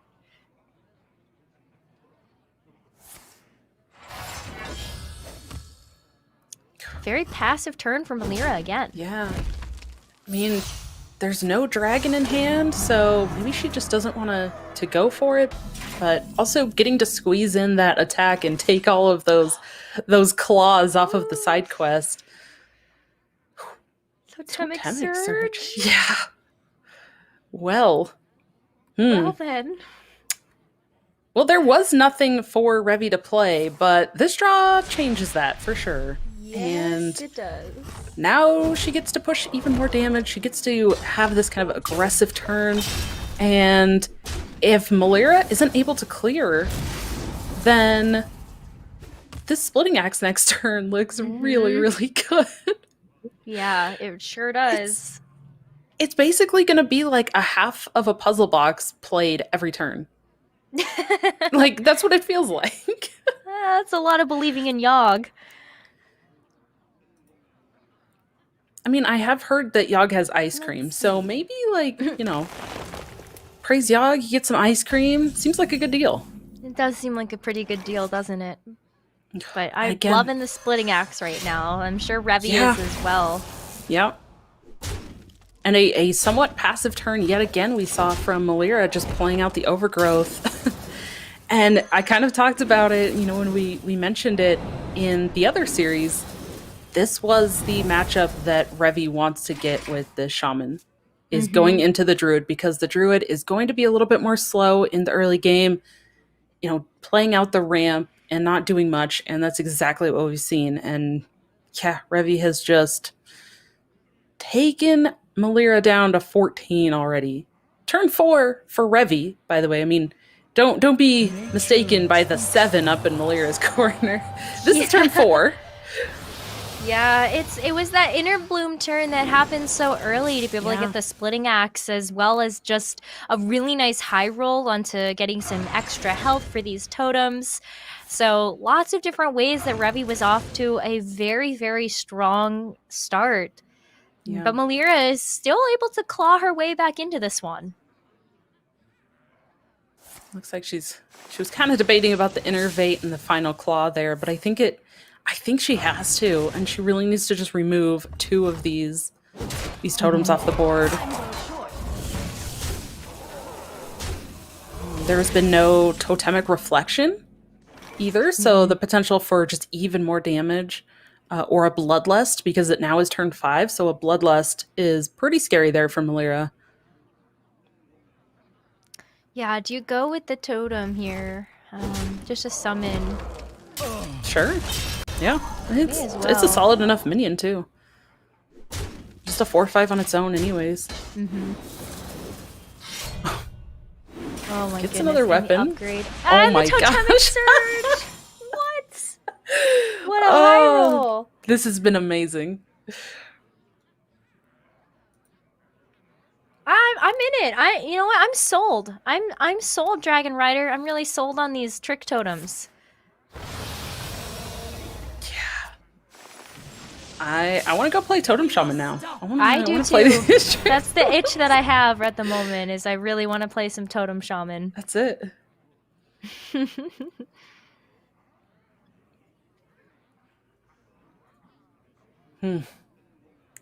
These choices feel a little slow. The Twin Tyrant, maybe? Is that enough, though? Is Twin Tyrant really enough to clear? I don't think She's gonna so. go for it, but yeah. Doesn't feel like quite enough. Okay, you can use the Bog Thief to clear off 1 trick totem. But here's that Totemic Reflection now. That was the card you said was going to be really scary if the trick totem stayed alive. And 6/5's a totem. Oh it's my gonna be the gosh. totem golem. Oh, those are some bulky totems. Oh my gosh. And okay, no beast to draw. No. Twin Tyrant. Well, it does have a Clears chance to. one, Maybe. I mean, but then it also puts out with 4 totems if it does die. Oh, it's my like almost the gosh. worst roll she could have possibly had. Iron Bark thankfully saves the day for just a little bit, but Yeah. I can't win them all. Oh, no, and no, she's go just ahead gonna and scoop. Yeah. Yeah, the power of the Wow. trick totem. We've seen it win twice on broadcast now. I love it. I definitely want to go play now. Oh, I want to go play some shaman and play some trick totem. So good. Same. I need the deck list, and like let's just run it through. But That's this right. does put us at match point in our best of 3 single elimination bracket. We do have Revy winning with the Trick Totem Shaman, and so now has to win with this Highlander Mage in order to take our grand finals. So we will see Malira stick to the Druid, but Revy Yep. has brought that Highlander Mage. Yeah, I think knowing that Revy has to win with the Highlander Mage, I agree with sticking with that Druid. I think you're going to have a more favorable match with that Druid. It's going to be a little closer, or even maybe slightly unfavorable as the Priest, but, try to get a win with this Druid and then maybe get a little lucky with the Priest. All right, going to find some ramp. That's going to be pretty good. Yeah, Wild And- Growth on turn 2. Yeah. Like the good old days of, Yep. of Wild Growth. Before it got nerfed. Yes. Perfect. This is also going to be really nice for Malira because she has that coin as well. So next turn, she's going to have 4 mana and can coin into one of those 5s. Yeah, that'll definitely help a lot. Yeah, and that Twilight Runner, we kind of saw this in one of the other series, right? The getting that Twilight Runner down, it has the stealth, and then being able to attack and start that draw engine going the following turn. Now, how about... Yeah, absolutely. Well, especially because there's no overflow, so you definitely have to get the draw engine going as fast as you can. So I like the Twilight Runner coming down here first. Yeah, absolutely. Ooh, very Nothing passive. is lit up. Yeah. We're kind of used to seeing a lot of these green and yellow glows around the cards to signify that they can be played, but literally the only thing that had a glow last turn for Revy was the hero power. Yeah, super expensive hand for Revy right now, but the turn for Mage doesn't necessarily happen until a little bit later in the game anyway. Yeah. But the pace that Malira is setting right now is a pretty spicy one. Getting the Lake Thresher down now, and then also going to be able to play out the nature studies. Ooh, Nourish. Oh, that would be really good. Yeah, that can supplement that draw that the deck is missing because of no overflow. Absolutely. All right. Yeah, I'm going to just play out the Combustion. I was going to mention, too, I really like that play from Malira of getting this body down on board leading into Revy's turn 5 because she just saw Revy really not do anything. So there could be consideration to a clunkier hand, but also the fact that Reno costs 6 and Malira is the one that started with coins. So this just puts so much health on the board that now Reno is kind of awkward. Yeah, it makes it super clunky. You're not even sure that you're going to be able to clear everything off. So let's hope for the roll. Reno does come down, and we do see one clear come through with the Lake Thresher, but 2 minions still stay alive for Malira. Supply only the finest creatures. Wow, Malira feels like she is in a very good spot in this game right now. Get more. Oh my gosh, and then picks up the other Bog Beam. Wow. That is so good. And now she can push this 4 damage to face instead of having to use it to trade. Wow. Yeah. Dragoncaster in hand might be able to help with like a power of creation here, hopefully finding some sort of taunt. Yeah. It does feel a little bad though. I would imagine Revy really wants to answer some of this board, especially that Mount Seller, but yeah, nothing really in hand to help that. No. I mean, I guess there could be consideration to like the Dragoncaster deep freeze the poisonous just to try to get more on board, but maybe it is just power of creation. Oof, no taunts. Yeah, these are... Just go for the 5/6 then? Yeah, just for the best stats. That's not what Revy was looking for. Definitely not. And is there actually just lethal on board here? We have a lot of damage. Yeah, it's exact. That is going to be exact With that damage pickup. coming through, so... Wow. Okay. So ties the series 1-1, picking up the win with that druid. So now Revi still having to get a win with the Highlander Mage, and Melira gonna have to pick up a win with this Galakrond Priest. Now, a little bit different than the series we saw previously, because those were both Highlander matchups, but Melira running the Galakrond Priest, not Highlander. Yeah, that is going to be a little bit different. So maybe not as long of a match as what we saw from the Galakrond versus the Highlander versus Highlander. Maybe longer. We'll see. Maybe, yeah, it's just not going to be the same length, I guess is what I should preface that with. But we have a very exciting series on our hand, all tied up, 1 game apiece for Melira and Revi, heading into our grand finals. This is match point. Whoever wins this takes the whole week home and nets 100 points. Second place is going to get 75 towards that grand finals in San Diego, October 3rd to 4th. So there's a lot on the line here for both of these players. Melira looking for a big win, recognizing that she is not quite in the race just yet, but just barely on the brink. And then Revi wants to maintain that first place spot. Yeah, absolutely. And this is what you like to see in your finals. Going all the way to the match point. So Melira here on this Galakrond Priest, Revi on this Highlander Mage still. Let's see who takes it down. Gonna be a tough match for both of these women, for sure. I like the choices, though, that Melira gets. Do you want draw here, though, or do you want sustain?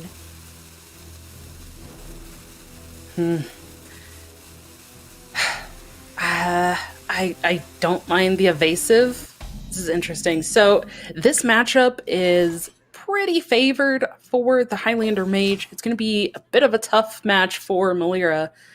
And if you're kind of unfavored in matchups, you know, sometimes you kind of have to just go for a bit of a riskier play, you know, just to try to figure something out. And, you know, maybe taking the something you could play a little bit earlier. I'm not sure what Melira is going to hope to get from the later game dragon. Well, I think she's hoping that this is going to go a little bit longer to be able to get the late game dragon out and running. Revi, though, is going to be able to use the Arcane Intellect here just to continue through that draw engine. And now Melira has some choices. But I think just a couple of passive turns. I think Melira is really just waiting for Revi to do something, because both of these decks are pretty reactive. And with no Galakrond yet, you know, you're definitely looking at trying to invoke that Galakrond as much as possible. But Revi lays down the first line.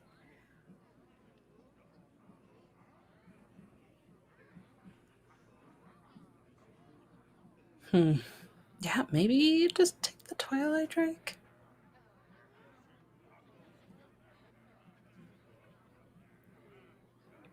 I feel like all of these choices are pretty good.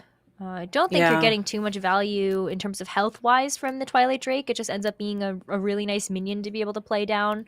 So I think you don't mind getting a chance to do that sooner rather than later, just for the extra health on it. But I think one great thing here, too, is that both of those studies stacked. So this actually had a 2-cost discount.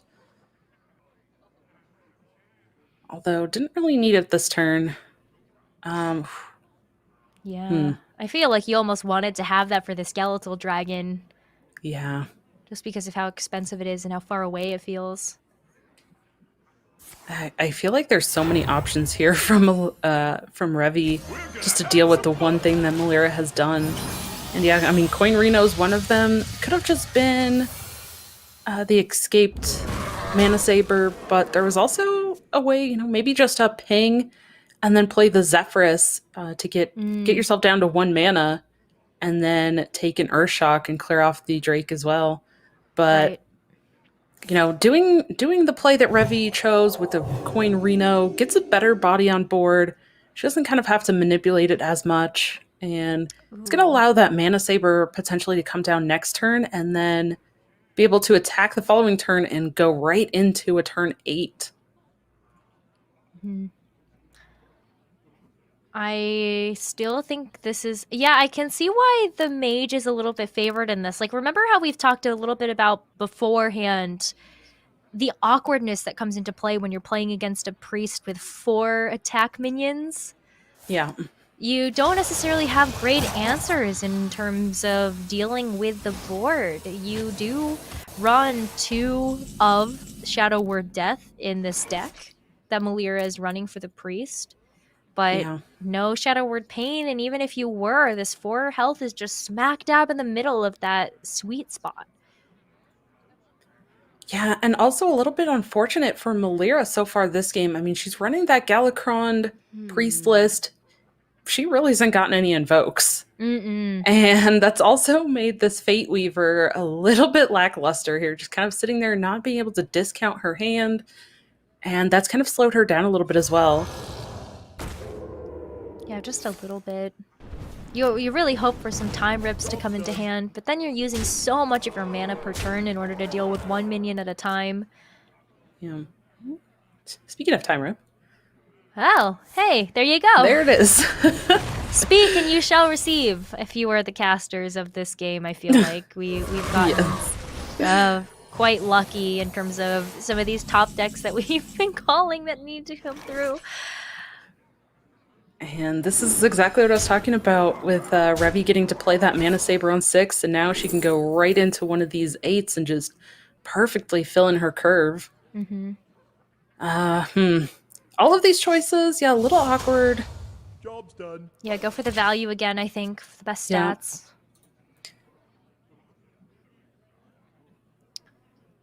Still tricky. There's lethal on board at the moment, and Melira is going to need to be able to heal somehow in terms and to be able to get through this. Shadow Madness steals the Mana Saber.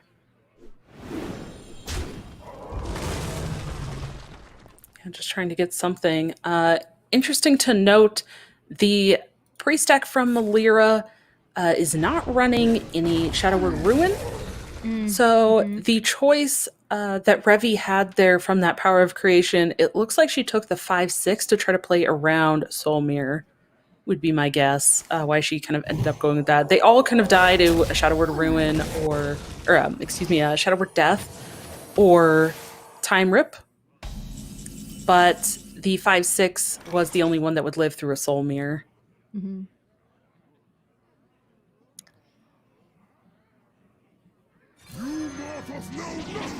Malagos comes down here.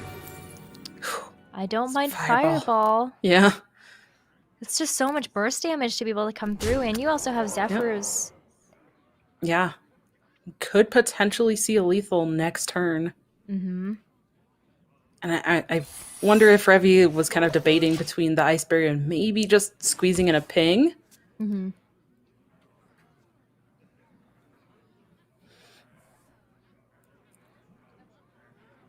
I think the ping would have helped a little bit. But at the end of the day, when you have a Malagos Fireball that does 8 damage, I don't know how much the extra damage really matters. Yes. Still, Melira is not out of this yet. She does have the ability to use the Skeletal Dragon that she found towards the beginning of the game and at least heal herself up with her hero power. So the Lesser Heal going to be able to come through clutch in this instance. And would you look at what just got drawn from that Skeletal Dragon? Very interesting. Yes. Now, is this going to be enough, this though? it? Wow. Is there enough mana? I believe so. 6. Right? The Fireball is 8, 12, 13, 14. And then, yeah, you can Zephyrus and find a Frostbolt for the last few. Yeah, I think just go face and then find lethal. Oh. Oh, no. She is not going for it. Okay. Okay. Playing it a little safe. I respect that, just making sure that she's going to be able to have the damage later. Do Conjure's calling again here? I think you just hold on to the fireball. Yeah. Since that seems to be the play. Zephyr's next turn. Yep. And maybe she just forgot that the fireball was 8 damage instead of the normal 6. But that's going to be a little unfortunate because we might see Melira heal back to full now. Yeah. And then it's going to be a little bit more difficult for Revy to try to come back again. I mean, I think, is that the play? You just drop that Nazari? You have to. Yeah, I think so. With 12 damage on board, plus not knowing what the mage is capable of in terms of just randomly generated spells and burst damage, I wonder. Does Melira do it, though?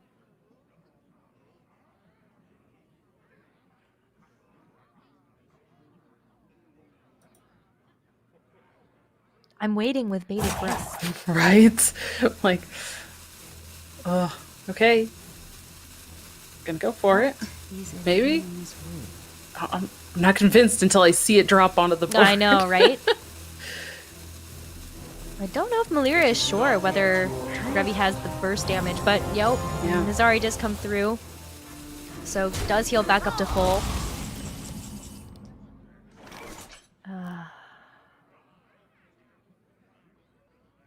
All right, so is there any... I don't think there's a Zephyrus lethal this turn now. Ooh. Definitely that aspect. Okay. Or just a Nyxia. That's kind of tough because I think you need to Nyxia first. I would be a little scared of Deathwing here. I think you hope for a big Zephyrus turn next turn if your board sticks. And again, you know, this is an open list, an open deck list tournament, so the players can look at the opponent's deck list. And like I mentioned earlier, there is no Shadowward Ruin. I mean, unless one is ending up being discovered, but there's no Shadowward Ruin being run in the list. So I feel like Revy could kind of play on that a little bit. And, you know, she didn't really need the 1/1 whelps. She just wanted to get that 8/8 body on board. Because I feel like it has a pretty good chance of living.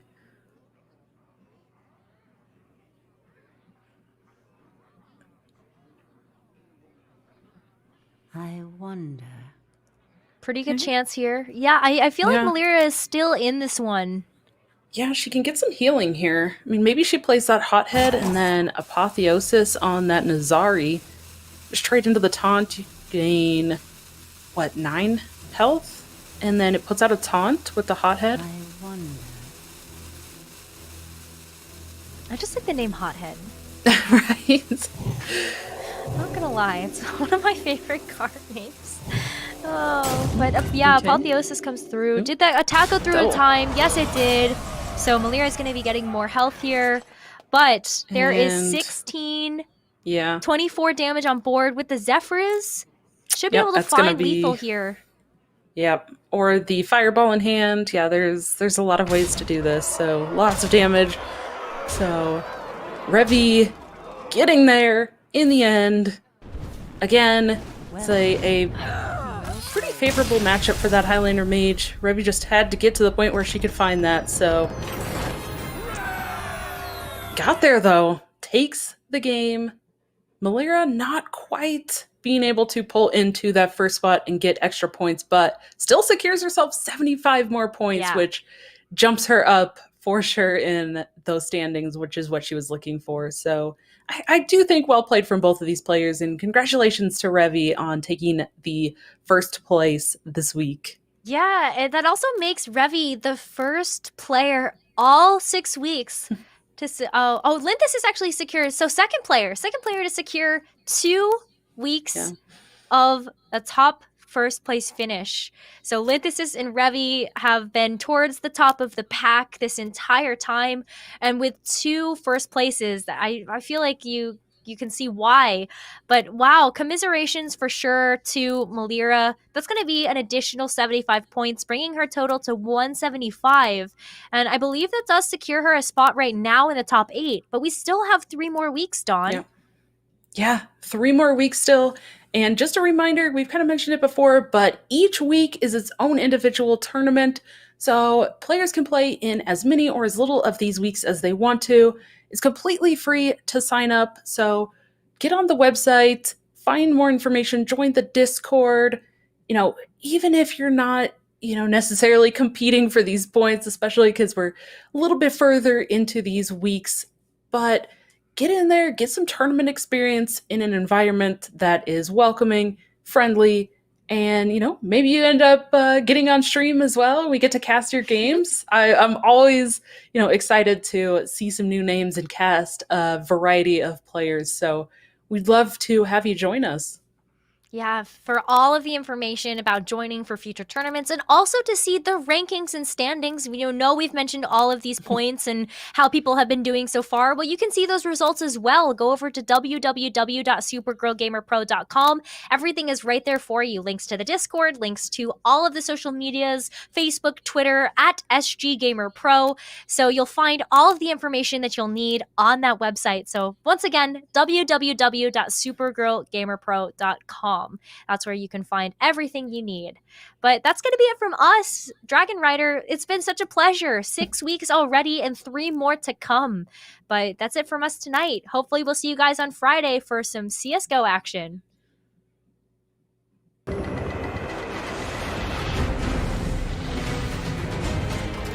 It's not just the ships, the armor, or the aircraft. It's something more. It's the will to fight and determination to win, found inside each and every Marine that answers a nation's call. Battles won. So I'm gonna hold on promoting you this quarter. Cool? Drop the taco. Get in the car. Does this Sentra feel like a compromise to you? Wait, what? The handling, it's good, right? No compromise there. Nope. Watch this. Brief. Rear automatic braking. So if this Nissan Sentra isn't going to compromise, why should you? You're right. Atta girl. The all-new Nissan Sentra with more standard safety features than any other car in its class.